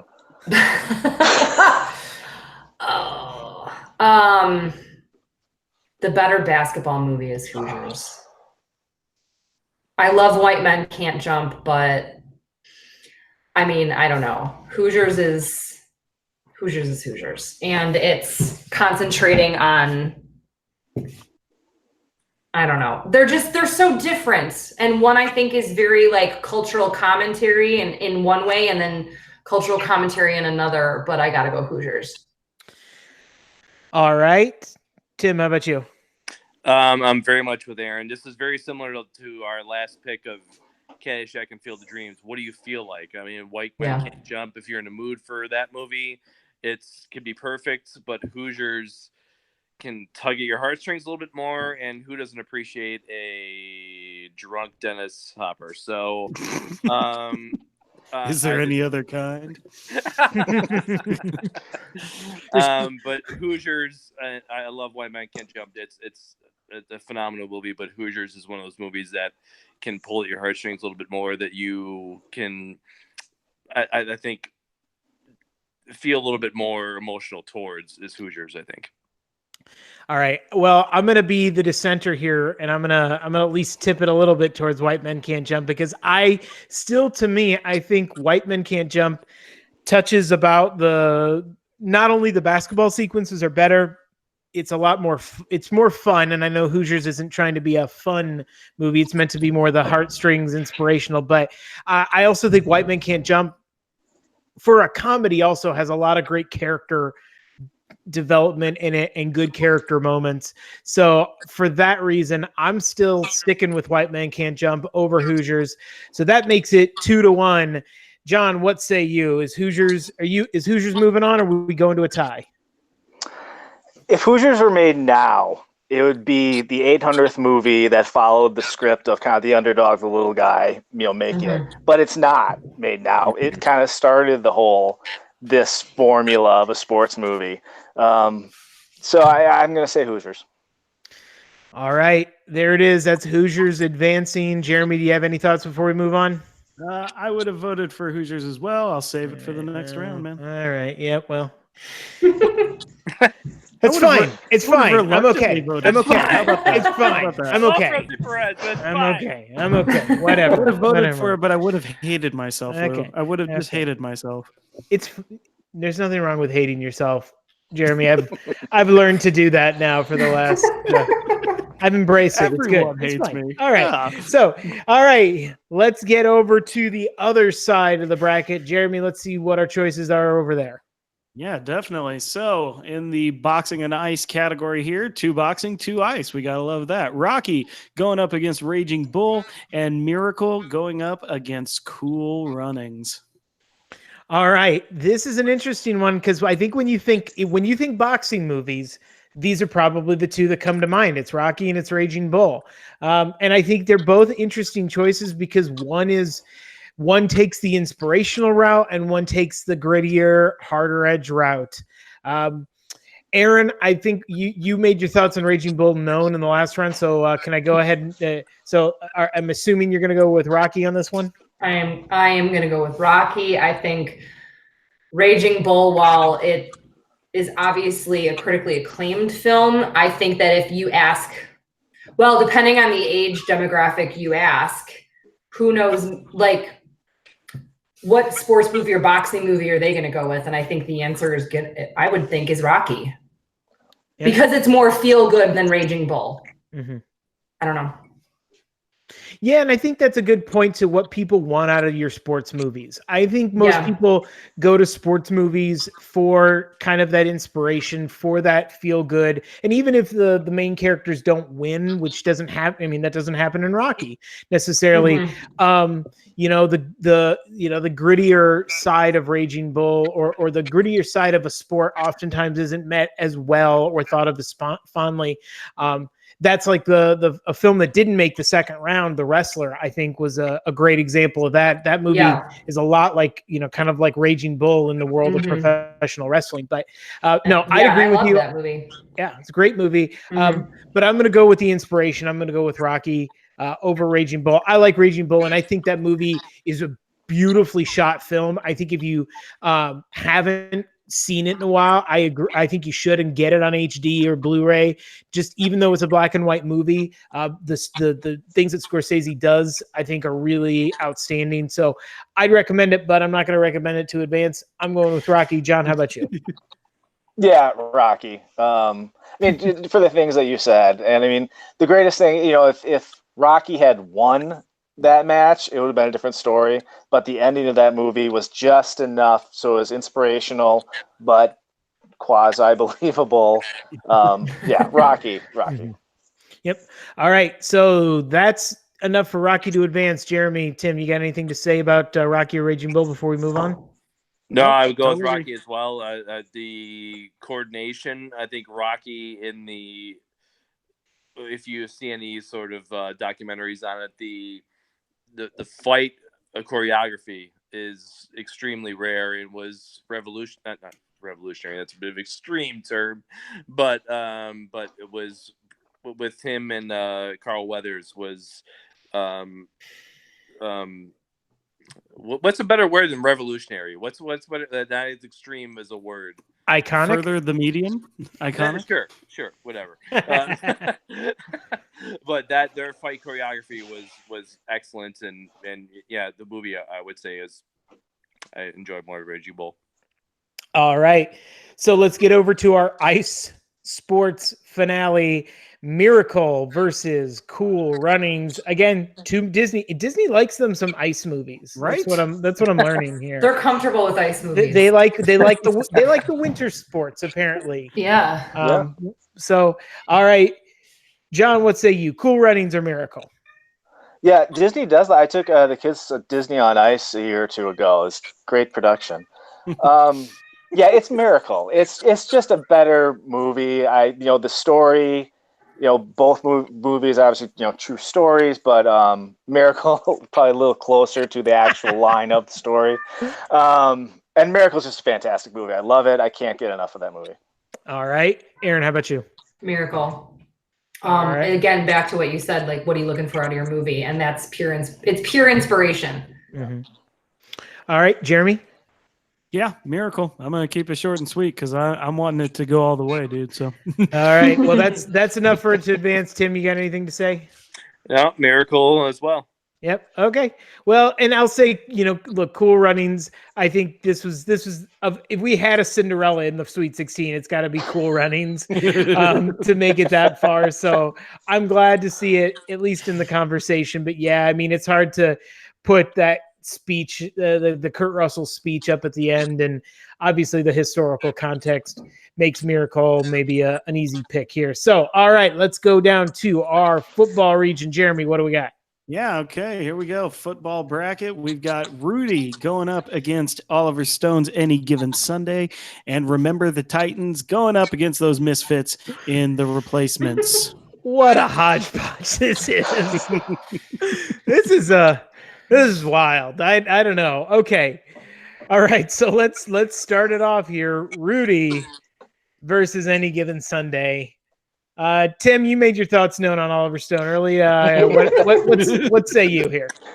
Well, I'm just gonna have to go with Rudy Rudiger, even though the man in real life is D-bag. But either way, the movie itself is far and away better than Oliver Stone's JFK goes to the NFL. All right, Jeremy, how about you? Yeah, I mean, I'm not like a huge ride or dyer for Rudy, but I mean, it's better than Any Given Sunday. I mean, there is a distinct lack of James Woods in Rudy, which does count against it from an acting perspective. From an acting perspective, does a lack of James Woods deter us from anything at this point? Not in life, Lou, not in life. Because Twitter's been a hell of a lot better. I will say, like his doctor character in Any Given Sunday is one of the highlights for me, which I'm ashamed to say. But who knew that James Woods could authentically play a morally ambiguous D-bag? Well, hindsight being 2020. Who saw that coming? Who saw him prime those depths? Current sight being 2020. Hades makes a lot more sense for him right now. All right. Okay. All right. Aaron, what say you? Is Rudy advancing? Rudy's advancing. Okay. All right. All right, John, you got anything to say here? Yeah, I'd vote for The Hobbit and the Gold Helmet. Comment of the night, Yes. candidate there. That's a much better title. Yeah. Absolutely. All right. Yeah. No, I'll actually say I like Any Given Sunday. I think more than most people do. I like it.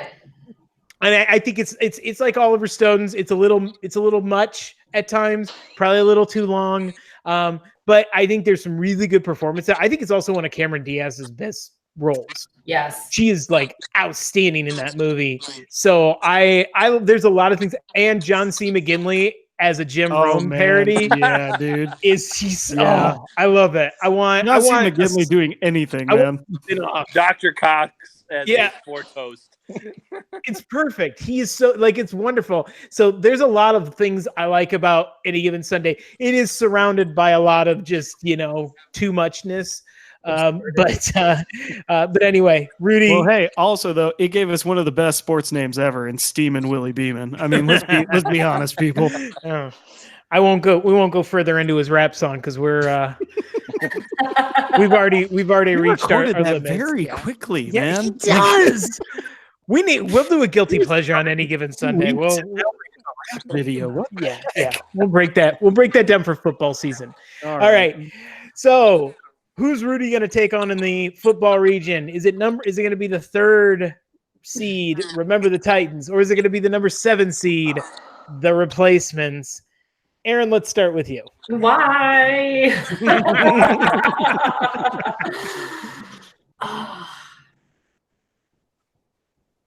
I'm gonna go Remember the Titans. All right.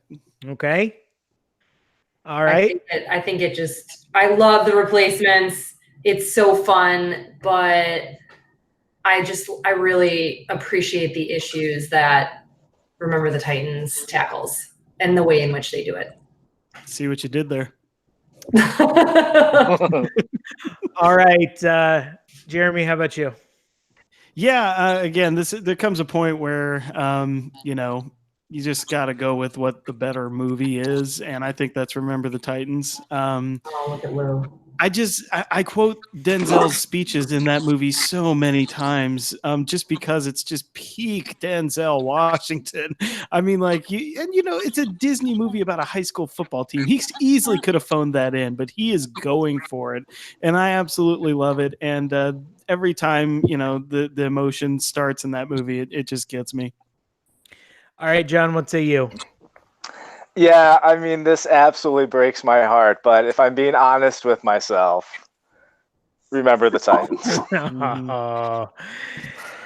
Oh, fine. Okay. All right, Tim, you got any thoughts on this matchup before we move on? Nothing to add than what my predecessors have. I mean, that's exactly right. Remember the Titans. Yeah, I'm okay with letting go of the Replacements at the Sweet 16. I think it being in the top 16 of sports movies is Be proud of yourself, Lou. A moral victory. Yeah, I think so. Yeah. And I It's think like the match what Illinois does as a basketball team in the tournament, and I'd That's easily, a guy. and it's not even the lower 16 because I'd put it above Talladega Nights or Cool Runnings or a couple of others. So okay, I can live with it. And I like Remember the Titans too. Remember the Titans is just a really effective movie, and we'll talk more about it because we are now in the Elite Eight. We are narrowing it down. Jeremy, let's see those matchups. Yeah, just everybody have fun with this one. The baseball golf bracket finals, A League of Their Own versus Field of Dreams. Everyone have some fun here. I call Not It on first. Oh, okay. Well, John, how about you? All right, thanks, man. It worked. Yes. God, I mean, obviously at the Elite Eight, you can't go wrong with either one of them. By the way, But just so we know, at this point, we're now determining the greatest baseball movie of all time. That's Oh, true. right. No pressure. Pressure. No pressure, man. Greatest baseball movie of all time. Okay, greatest baseball movie of all time. So, there's a lot of ways that makes a movie great. One of them is opening you up to something that you didn't know or feel before. I'm gonna stick with what I've said in earlier rounds about A League of Their Own, in that it enlightened the audience to a piece of baseball history that I don't think many people knew anything about. And not only did the script do that, but the acting, top to bottom, was just unbelievable. Field of Dreams is a fantastic movie. But between the two of them, I'm going to go with A League of Their Own. All right. Tim, how about you? Jesus Christ, John. All right. Let's get MTV Real World on this, man. Come on. Seriously, I mean, these are literally my two favorite baseball movies. I mean, literally is. So it pleases me that these are the two finalists, and I have 3 children, but it's like, okay, well, pick your favorite. I don't know. I mean, oh God.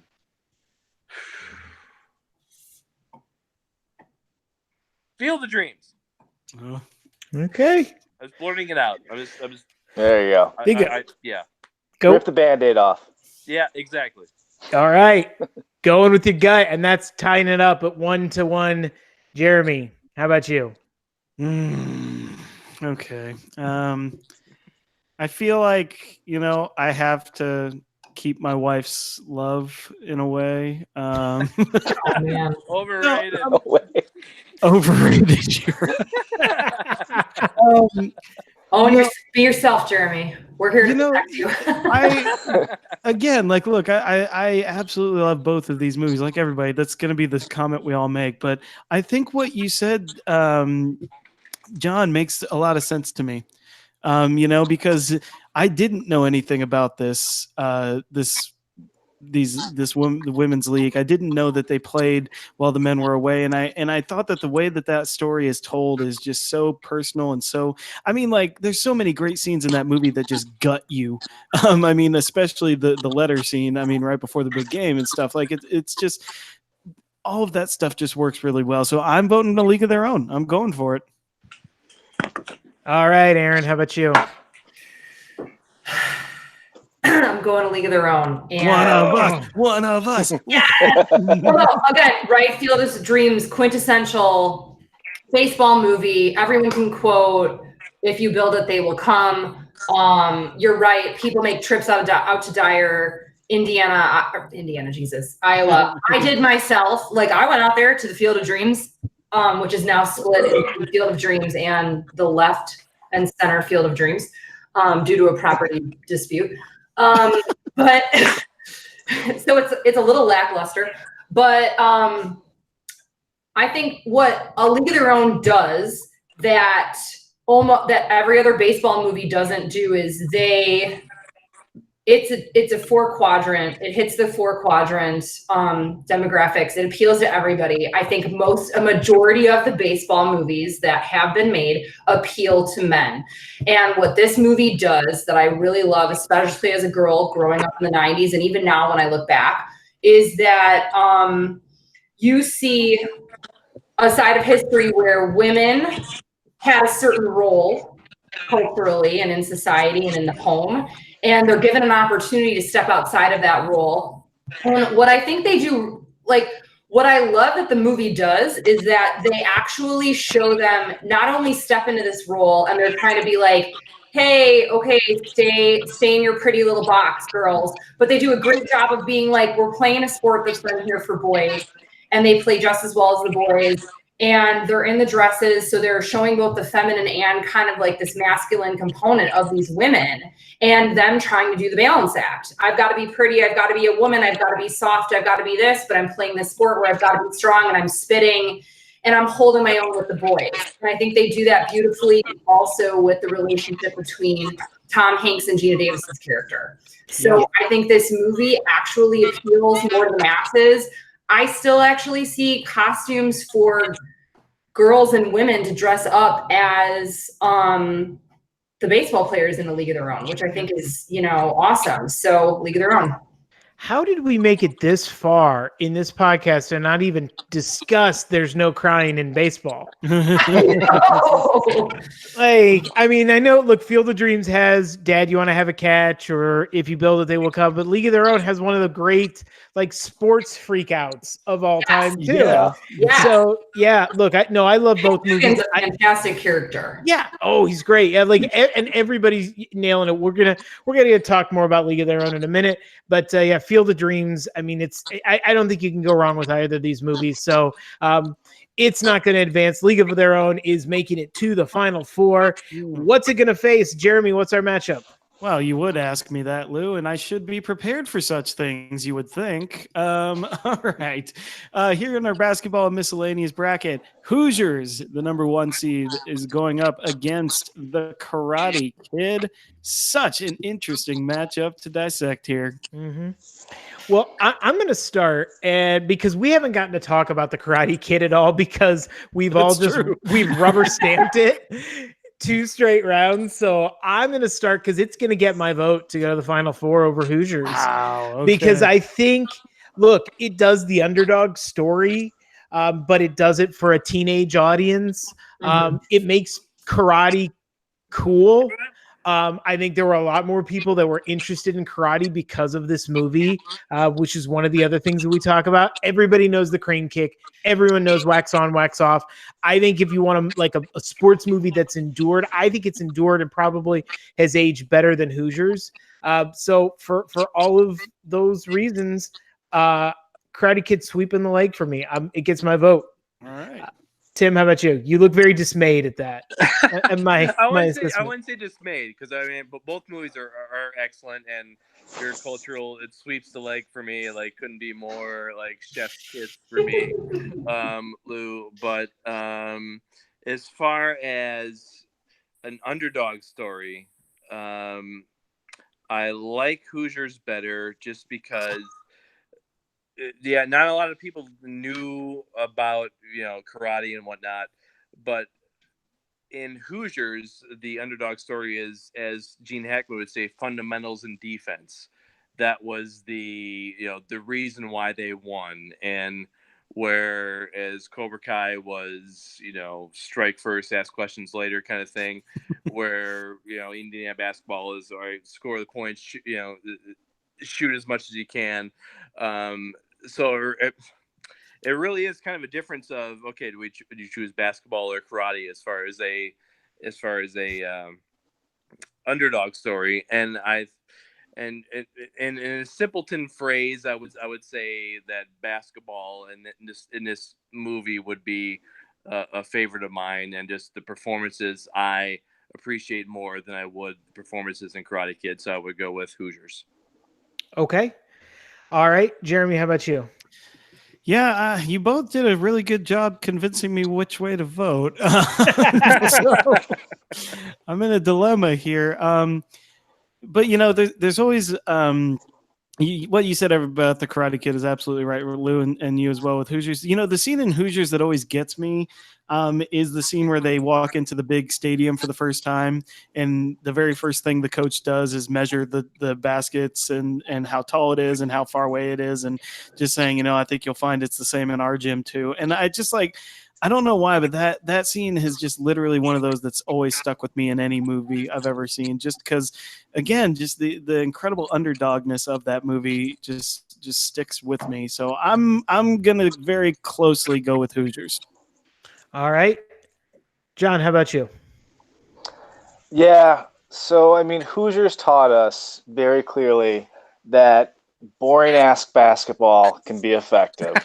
Just defense. That's the old Wisconsin method, right? It got into the Final Four when I was in college, and yeah, carried them ever since.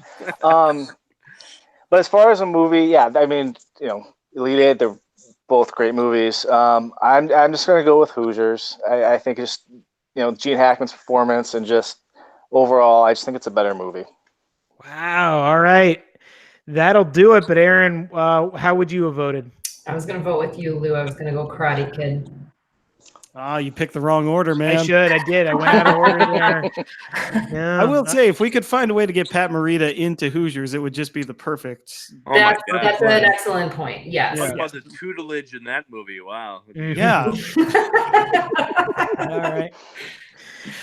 All right. Well, let's cruise to the other side of the bracket. And what do we got for our Elite Eight matchups over there, Jeremy? All right. Well, we've got a hockey and a boxing movie here. We're going to go with the original Rocky versus the Miracle on Ice in Miracle. All right. Let's do this. Yeah. Look, it's no brainer for me. It's Rocky. Sorry. Rocky to me is still one of the like I think it's like it's Rocky. Come on. And here's the one thing that I'll say about the one. If I put a knock on Miracle, and it's a minor quibble, and I think a lot of people will say it, is because you already kind of, to me, no, I knew the outcome when I went to see Miracle. They didn't like make the movie less entertaining, but the fact that Rocky pulls the rug out from what you would expect the ending to be, I think gives it a little bit of an edge there. And Rocky's just still such an inspirational film and franchise. It's still part of our culture. So I'm going with Rocky. Tim, how about you? And Lou, my contention with just like the people that hated the movie Titanic, which has not aged well for me, but they go, well, what happens at the end? Does the ship sink? Yeah, I know. We all know the ship sinks. Listen, every time I see that movie, I am still hoping that they miss that iceberg. Yeah. I will admit that as a 37-year-old woman, I am still crossing my fingers every time I turn it on. Aaron, I'm right there with you. I have trouble with that contention. Like, yeah, you know what happens. Like, come on. Like, it's just, and this is really such a basic bro opinion of mine. Like, I enjoy hockey more. It's one of my favorite sports, probably number 2 behind baseball. And again, Herb Brooks' performance, I alluded to this earlier, and what they got out of the guys, because they had to get actors that had to be able to play the sport of hockey, but also act out of their way of a wet paper bag. And I think they found a few of those guys in that movie that were able to do that. And that's kind of a tall order. And I have to go with Miracle. I have to. All right, Jeremy, what say you? Yeah, so here's what's funny about this is that I hear what you're saying, Lou. I do, because of the you know what's going to happen. So then I think it becomes incumbent upon the filmmakers of how do you shoot that inevitable outcome? How well do you shoot that sequence? And that sequence in Miracle, where the clock is ticking down and the Russian coach doesn't know what to do because he's literally never been in this position before, where he's down at the end of a game. The way that it's going there, showing Herb celebrating in the tunnel because he doesn't want to show the emotion in front of his players. Like, I don't know. Like, I just think that just continues to be that moment for me. And honestly, Rocky isn't even my favorite boxing movie. My favorite boxing movie isn't even on this bracket, which is Cinderella Man. So that's where I'm coming down on this. I told you I wanted to go all the way. I'm going Miracle. All right, John, how about you? Oh God, Lou.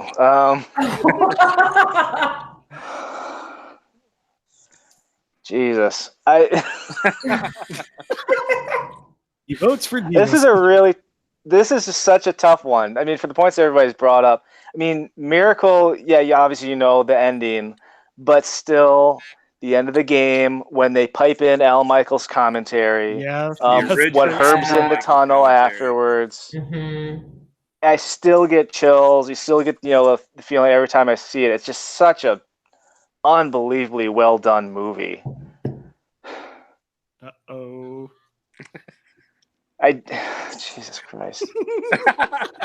Yeah, if only Rocky could have had such a effective final scene. I guess that would make this. Yeah. Only Rocky had some sort of similar. But here's the thing. Miracle benefited from an additional 30 years of filmmaking technology to make that end what it was. Yeah. Rocky still does have that feeling, and it's driven entirely by, against all odds, Sylvester Stallone, who I love, but come on, man. And so I think because of that, and just how kind of the raw emotion of it comes through in a film made in 1976, and it still has that feeling now, I'm going to go with Rocky. All right, that ties it up. Aaron, here you go. You're welcome, Aaron. Rocky versus Miracle. Gotta be with you, Aaron. Who's going to the final four? My gosh. Obviously, yes to what everyone has said. Miracle does. Rocky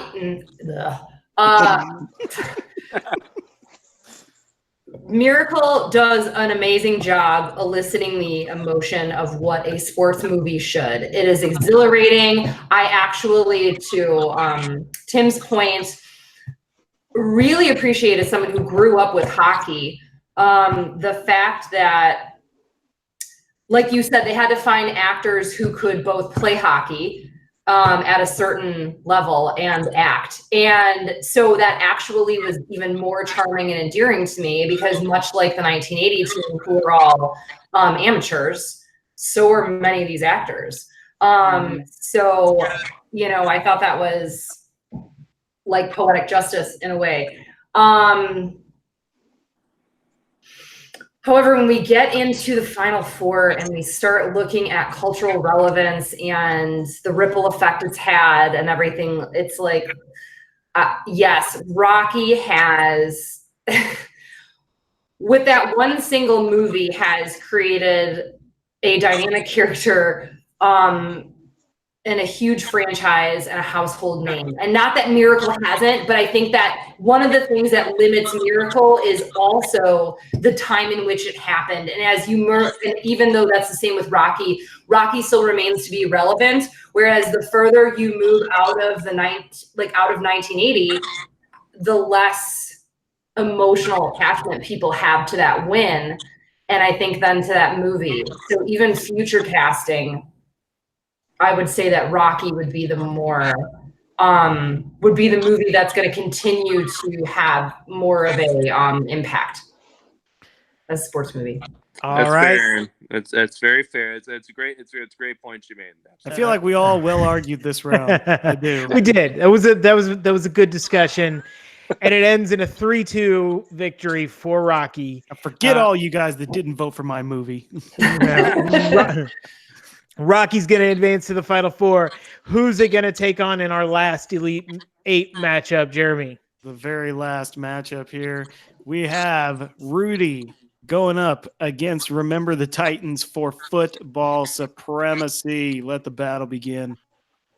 All right, John, let's start with you. At this level, Rudy is overrated. It's Remember the Titans. Wow. You know what, Luke? Can I jump in? Because I am in the exact same boat. All right. This is like, comparing these two movies, it is a clear Remember the Titans win for me. Woo. All right. All right, Tim. Rudy was offsides. And I have to go remember the Titans. Rudy was offside. This wasn't even. Man, this wasn't even close. Wow. This is like this. I mean, this is Remember the Titans just going undefeated. Aaron, you want to pile on poor Rudy here? No, I was gonna go Rudy. Oh, actually, whoa. I love Remember the Titans, but this is like, I don't know. I get what you're saying. It's overrated, but at the same time, it was like the true underdog, like never quit, you can make your dreams come true story. Even though it was obviously, fabricated and hyperbolic, but at the same time, it was like, yeah, I was gonna go Rudy. Lou, you? No, honestly, I was going to go Remember the Titans. Okay. Wow. I was going to make it 4-1. Listen, I like Rudy. I think Rudy's really effective, and I think Sean Astin gives a really good performance in it. Mm-hmm. But I'm also going to say, look, I think it is. I think it's a little. I think it is a little overhyped in terms of. I mean, the score was better than the movie. The score is great, and if I'm being wholly cynical, I could say it's okay. It's like an hour and 40-minute commercial for Notre Dame football because it's Rudy gushing about I got to play football for Notre Dame, which in 2019. Perhaps this is inherent bias. I did grow up on the south side of Chicago. Right, that's the thing. So did I. Yeah, your Catholic is showing there. Yeah. So look, I mean that, and not to say that it's a bad movie. It is a good movie. I voted for it in earlier rounds. Just when we get to this area where we're nitpicking, I get it. But yeah, I think Remember the Titans is a more effective football movie. It's got really good sequences of football in it, and Rudy only really has the one. Yeah. And they didn't even get that, necessarily. As you Rudy was mentioned, he's offside. offside. Offside. So, you know. All right. So here we are, the final four. Jeremy, what do we got? Yes. Look at this, people. Look at this. We have on one side the baseball champion, A League of Their Own, versus the basketball Oh, champion, God. Hoosiers. And on the other Good night, side, everybody. the boxing champion, Rocky, versus the football champion. Remember the Titans? I honestly don't think I can choose anymore. Yeah. I mean, hey, good job. I think we got the four sports that you would want to have here. You'd want to have football, baseball, basketball, and boxing, because I think of sports movies, you probably think of one of those. But yeah, all right, let's get into it, man. Here's the first one. Oof. A League of Their Own versus Hoosiers. League of Their Own, by the way, having quite a run. Like it's had the hardest march here, I would say, having to beat Major League in the first round. Well, first it had to beat The Natural, which is a lot of people's favorite baseball movie. Yeah. It beats The Natural, it beats Major League, it beats Bull Durham, and it beats Field of Dreams. Ugh. That is a Ugh. monster. That's a run. murderer's row. Like, Yeah. so Hoosiers, on the other hand, beats Hoop Dreams, Blue Chips, White Men Can't Jump, and then The Karate Kid. Who's advancing to the finals? League of Their Own or Hoosiers? Aaron, what say you? I think I made my case in the last round. And so for me, this is an easier decision because I think now you're getting into almost to like what sport generates more emotion for you and are you more attached to? And for me, it's A League of Their Own. All right. Tim, how about you? Oh, man, that murderer's row of that movie. I mean, The Natural is probably one of my. It would be one of my favorite movies if it not were so inaccurate from the book. Incredibly inaccurate from the book. But I mean, that was a murderer's row of what League of Their Own ran through. So, and just in a simpleton way of putting it, if both movies are on at the same time, which one am I watching? I'm watching League of Their Own. All right, John, how about you? So on the last round, I said that Rudy was overrated. I think part of the reason why League of Their Own seems like it went through such a murderer's row is I think it's underrated in large part because it's just another Tom Hanks movie. If you just look at the laundry list of all his unbelievable roles, but standing alone, it's a fantastic movie. Everything I said before holds still. The emotional attachment for high school basketball versus baseball. I really don't have the attachment to basketball, Indiana high school basketball. I think A League of Their Own is a better movie. It just for the reasons that I've said before. So I'm going to say A League of Their Own. All right. Jeremy, how about you? Yeah. League of Their Own is my vote as well. I'll since it's moving to the championship, which I absolutely love. I'll save my other comments for that, but that's my vote. Yeah, and I'm gonna clean sweep it. I honestly think, and this is if you haven't guessed already by my voting, I find Hoosiers a little overrated, frankly. Yeah. I don't think it holds up well. I think it's a little slow, and I think it's weird that for a sport that has been known for its diversity and that the pinnacle is a bunch of these the whitest white bread white dudes that ever whited. Field of Dreams would have beat Hoosiers in my opinion. Right. So I would agree. So look, I would much rather I'd see any of those movies over Hoosiers advancing to the final. So I'm gonna move League of Their Own to the championship round. That is woo. All right. And who's it gonna face? What's our matchup here? Oh man, the last matchup.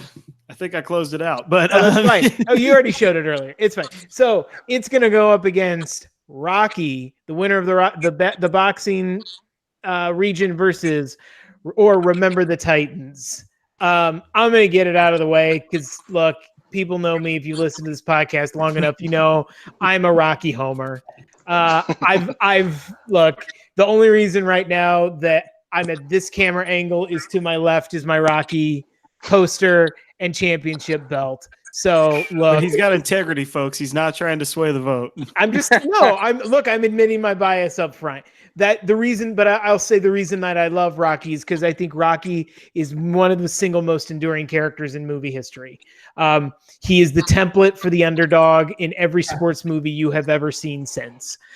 So for that very reason, I wanted to go all the way. I wanted to go to the finals. It's getting my vote. I like Remember the Titans. And I'll say this.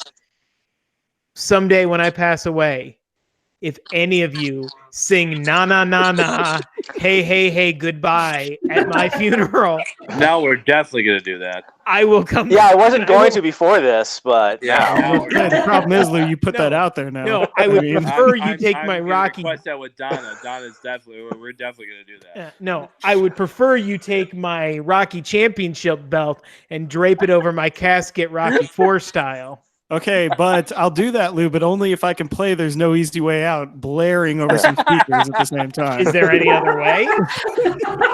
While they're putting dirt over the casket. Yep. Yes. Yep. All right. Okay, so Rocky's getting my vote. Tim, how about you?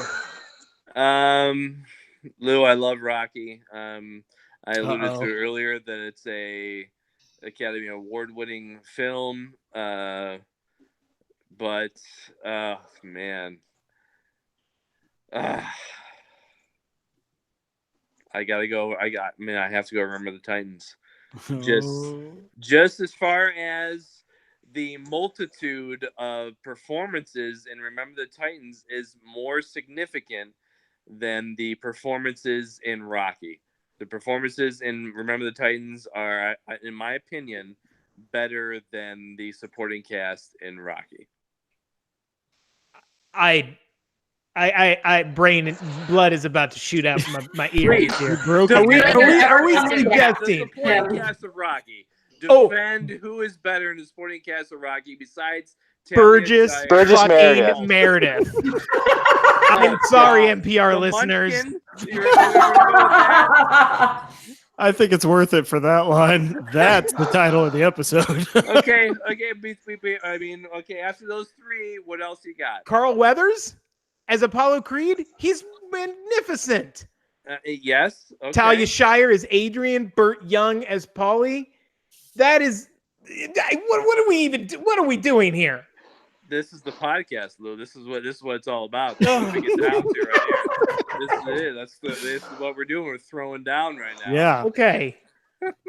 I will take Ned Yost over Paulie every day, by the way. I'm just going to say that. What about Sunshine? Come on. I was on board with you, Lou, until Oh. you said Paulie. The guy's not exactly a great actor. Oh, but Come on. but he is a great character. I will give you that. Absolutely. Look, I love Donald Faison as much as the next guy. Yeah. What about young peak Ryan Gosling, my man? Come on. Like what? Like no, what? No, we're. I know it's late, guys, but we're veering. We're getting it. Okay. All right. Okay. No. I'm sorry. We will agree to disagree, good sir. All right. Fine. All right. All right. Very good. All right. So that's one for Rocky, one for Remember the Titans. Jeremy, what say you? Yeah, I would lean heavy Titans here, but God damn it, Lou, why do you got to bring logic into things?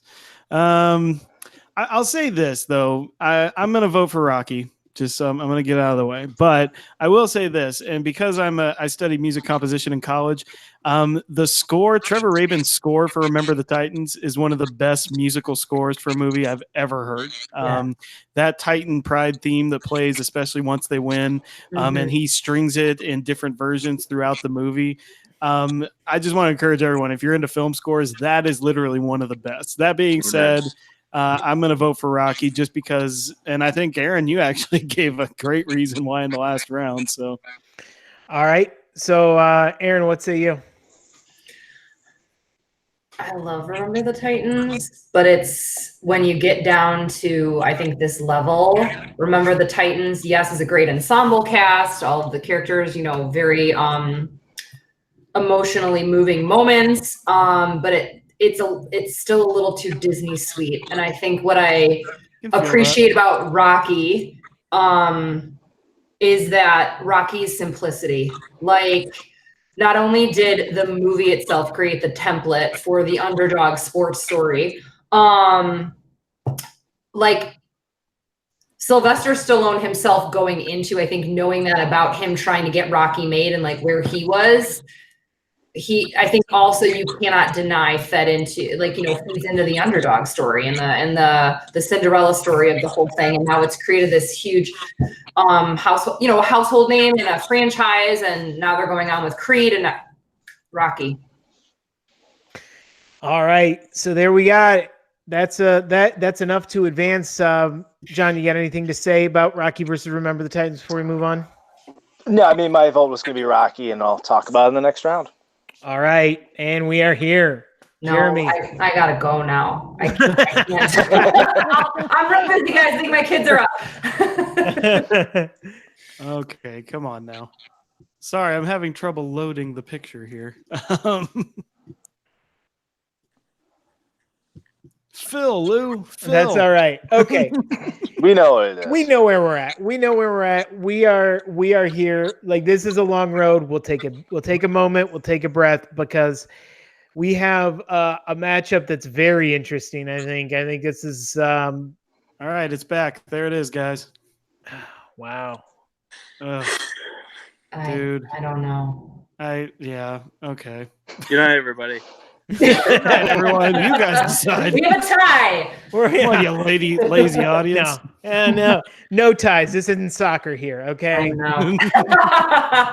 This is where we Oh, separate. man. Okay, us from the mediocre podcast. We're gonna give you a take, even if it's the wrong one. This is the finals, A League of Their Own versus Rocky. Mm. I'm just gonna open it up. Who wants to start? Who's ready? I can start. You think somebody wants to start? All right, John. I'll go, for Lou. it. Okay. Okay. The next chance I get, I'm going to watch A League of Their Own again, for all the reasons that we've all talked about this entire time.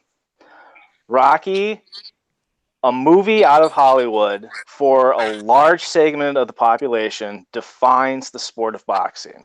Mhm. You know, it's a sport that's gone up and down in popularity, to the point where, you know, at times it seems to have just fallen off the face of the earth. I don't know who the heavyweight champion is right now. I think there's at least 3 of them floating around somewhere. But I do know when the next Rocky franchise movie is coming out. I do know every single one of them. And it all started with Rocky. So the cultural impact that it had within a sports, you know, prism is unmatched. Aside from all just the qualities of the movie itself and the backstory behind how it was made and how Sylvester Stallone, the man, was reflected in Rocky Balboa, the character. All right. That is 1 vote for Rocky. Tim, how about you?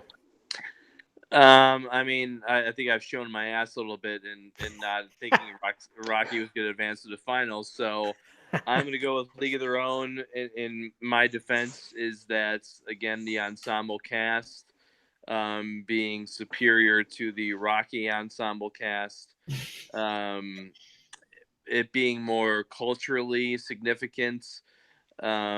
Baseball being a more of an American sport than boxing, if you want to call it that. And I couldn't describe it more perfectly than what Aaron did earlier. I mean, like, as far as the impact that it had, I mean, I can't describe it better than what Aaron did. I mean, as far as the movie itself and the historical significance, and one of my favorite actors being Tom Hanks and his performance in that movie and the ensemble cast itself. And I'm going to go with League of Their Own. All right. Well, obviously I was right there showing my ass with you there, Tim, because I already laid out my Rocky homerdom. So I'll get mine out of the way because people are not waiting with bated breath to hear my take on this. But I'll add this. I think every sports movie since Rocky copies Rocky in a way, whether it's the climactic finish or We need a separate podcast for this. the training montage that most sports movies have. All of it was kind of perfected by Rocky. So I think as far as a representative of sports movies, that's a great one. And I think it's a Best Picture winner. It's on the AFI 100 list.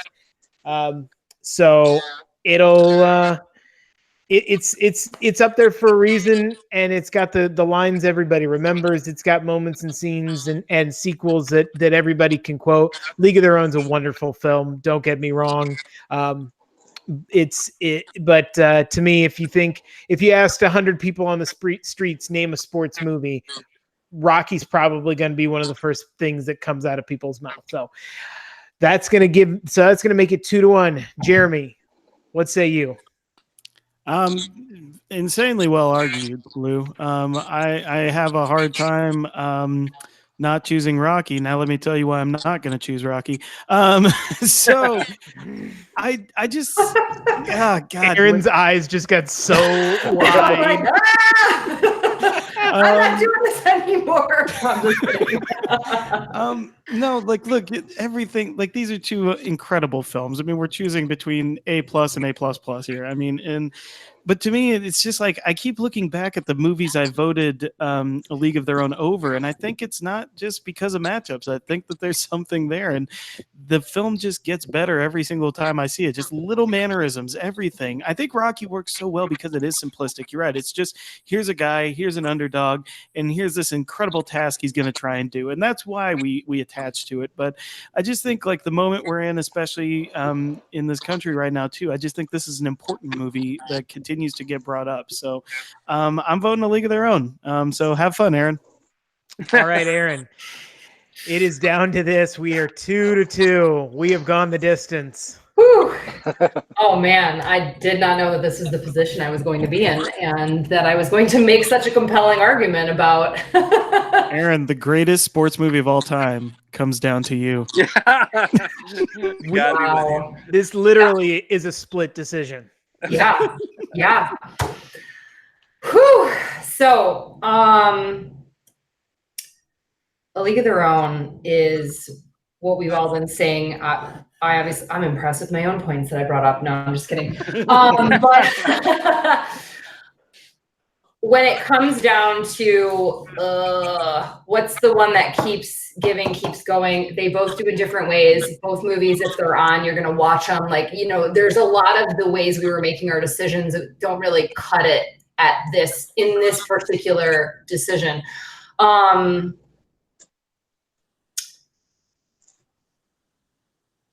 However, while I guess I'm going to shoot myself in the ass now. Everyone's shown their ass. I'm going to shoot myself in the ass. Even though I've made the argument of what a great story A League of Their Own is and what a fantastic sports movie it is, I am going Rocky for the mere fact that Lou has the point of cultural impact. People go to Philadelphia every day and they climb those steps. I did the same thing when I went there. Everyone knows that theme. Not everyone can sing, This Used to Be My Playground by Madonna. No, I could. And while A League of Their Own is an incredible girl power movie I don't think at the time it was trying to be as girl power as things are. Like, it was effortlessly girl power. Mm-hmm. And still in 2019 can be. I think that cultural relevance has to go to Rocky. And so I vote Rocky. Oh, man. Wow. Oh, man. There you have it, ladies and gentlemen. The Cinderella story of A League of Their Own. Gina Davis drops the ball one last time. At the end. So wait, does that mean it's like the Butler of sports movies then? Oh. So here we are. Rocky. You're last. Yep. So, no, good job. But there it is. The winner of the greatest sports movie of all time is Rocky. Look, it took us a while to get here, but I think we had that was a really good discussion. I think we picked a good winner. I think we picked a good Final Four, good finalists. Good job all the way around. Just so it's official, everyone. There it is. There it is. Yeah. All right. We're Rocky 2 of sports movie brackets now. Hey. So, all right. Well, I want to thank you all for coming in. There it is. One last time. Rocky is your winner of the greatest sports movie of all time. This was a lot of fun, as they always are. I want to thank everybody for coming on and spending a few hours arguing about sports movies. I hope we can all shake hands and say good game after this. Move on. Like hockey players. Yep. So That's right. I brought juice boxes and apple slices for everyone. Terrific. Hell yeah. I didn't know there'd be that. But anyway, all right. But so before we all let you go, is anybody got anything they want to plug or any social media handles? Where can people find you? Jeremy, what do you got going on? Yeah, no, just a lot of this stuff with the Front Row Network. Of course, you can find us on frnpod.com or nprillinois.org. At JGECK, JGOECK. If you want to read any reviews, I think I'll be putting up a Child's Play and Toy Story review here pretty soon. And then if you're in the Springfield area, come see me in Wizard of Oz in August. All right, cool. Tim, you got anything? I am not really on Facebook anymore, but only Instagram and Twitter at TimothyJ44. I don't really have any significant intelligence or pop culture things to add to your life. Which But makes if you feel perfect like for you want Twitter. random shit in your life, then please jump on. That'd be great. Yeah. All right, Aaron, how about you? I can be found on Facebook at Aaron E. McCabe or Instagram at Aaron E. McCabe. No dots or periods or hashtags or whatever. And yeah, that's it for me. All right, John, how about you? Yeah, I really got nothing in terms of the social media world. But thanks Attaboy, for John. having me on. This was a lot of fun. I really enjoyed it. Yeah. Good. No, thank you for coming on. Thank you for subbing at the last minute. I appreciate it. And as always, you can find me on Twitter at @TheFakeLouHair. You can read some of my stuff at frnpod.com. I've been recording a lot of podcasts lately, so I'm not sure what order everything's going to be dropping in. But we had a really great conversation about the year of in movies for 1994. That was a lot of fun. That goes with an article that I've got for frnpod.com about the year 1994. I did a classics episode on Blazing Saddles with Brandon Davis. Guilty Pleasures is just all over the place. We had Drop Dead Gorgeous, Wild Wild West, Mamma Mia 2, lots of different stuff coming out. Oh, man. And so, Mamma yeah. Mia, dude, Jesus. Yeah. Yeah, I've been busy. So there's gonna be a lot of stuff that I'm doing and that the rest of the network is doing. So make sure you are finding us wherever you get your podcasts. We just officially got everything up on Spotify now. So if your traditional Apple podcasts aren't your thing, you can find us there now. And you can also, as Jeremy mentioned, find us on nprillinois.org. Thank you for people who are finding us through there. And hopefully, if you like this kind of podcast in this format, we've done some brackets in the past. You can go back and find them in our archives. And you can also keep voting. I don't know if this is still up. I don't know when this is going to drop, but we left this up on Facebook for our Facebook followers to vote all the way to the final. So I'm curious to see how their Final Four is going to match up with our Final Four and all of that sort of stuff. The only way you can participate that is by finding us on Facebook, the Front Row Network. Give us a follow. You'll get links to all of our shows and articles and everything that we're up to, so you won't miss out on any of that. So Talladega Nights is gonna win, Lou. Just watch. If Talladega Nights wins, we're shutting down the Facebook group. We're done. We clearly have failed in our mission as a group. Yeah, we can't be trusted with social media then. But anyway, so all sorts of fun stuff coming up. So just make sure you're dialed in. Please like and subscribe us, share the podcast, get people out. And thank you for joining us on YouTube.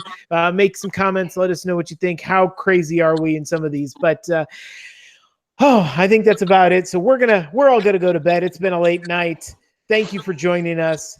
And for the Front Row Network, I'm Lou Hare. I'm Erin McCabe. I'm Jeremy Geckner. I'm Tim Tierney. I'm John Bowser. And as always, we'll see you in the front row.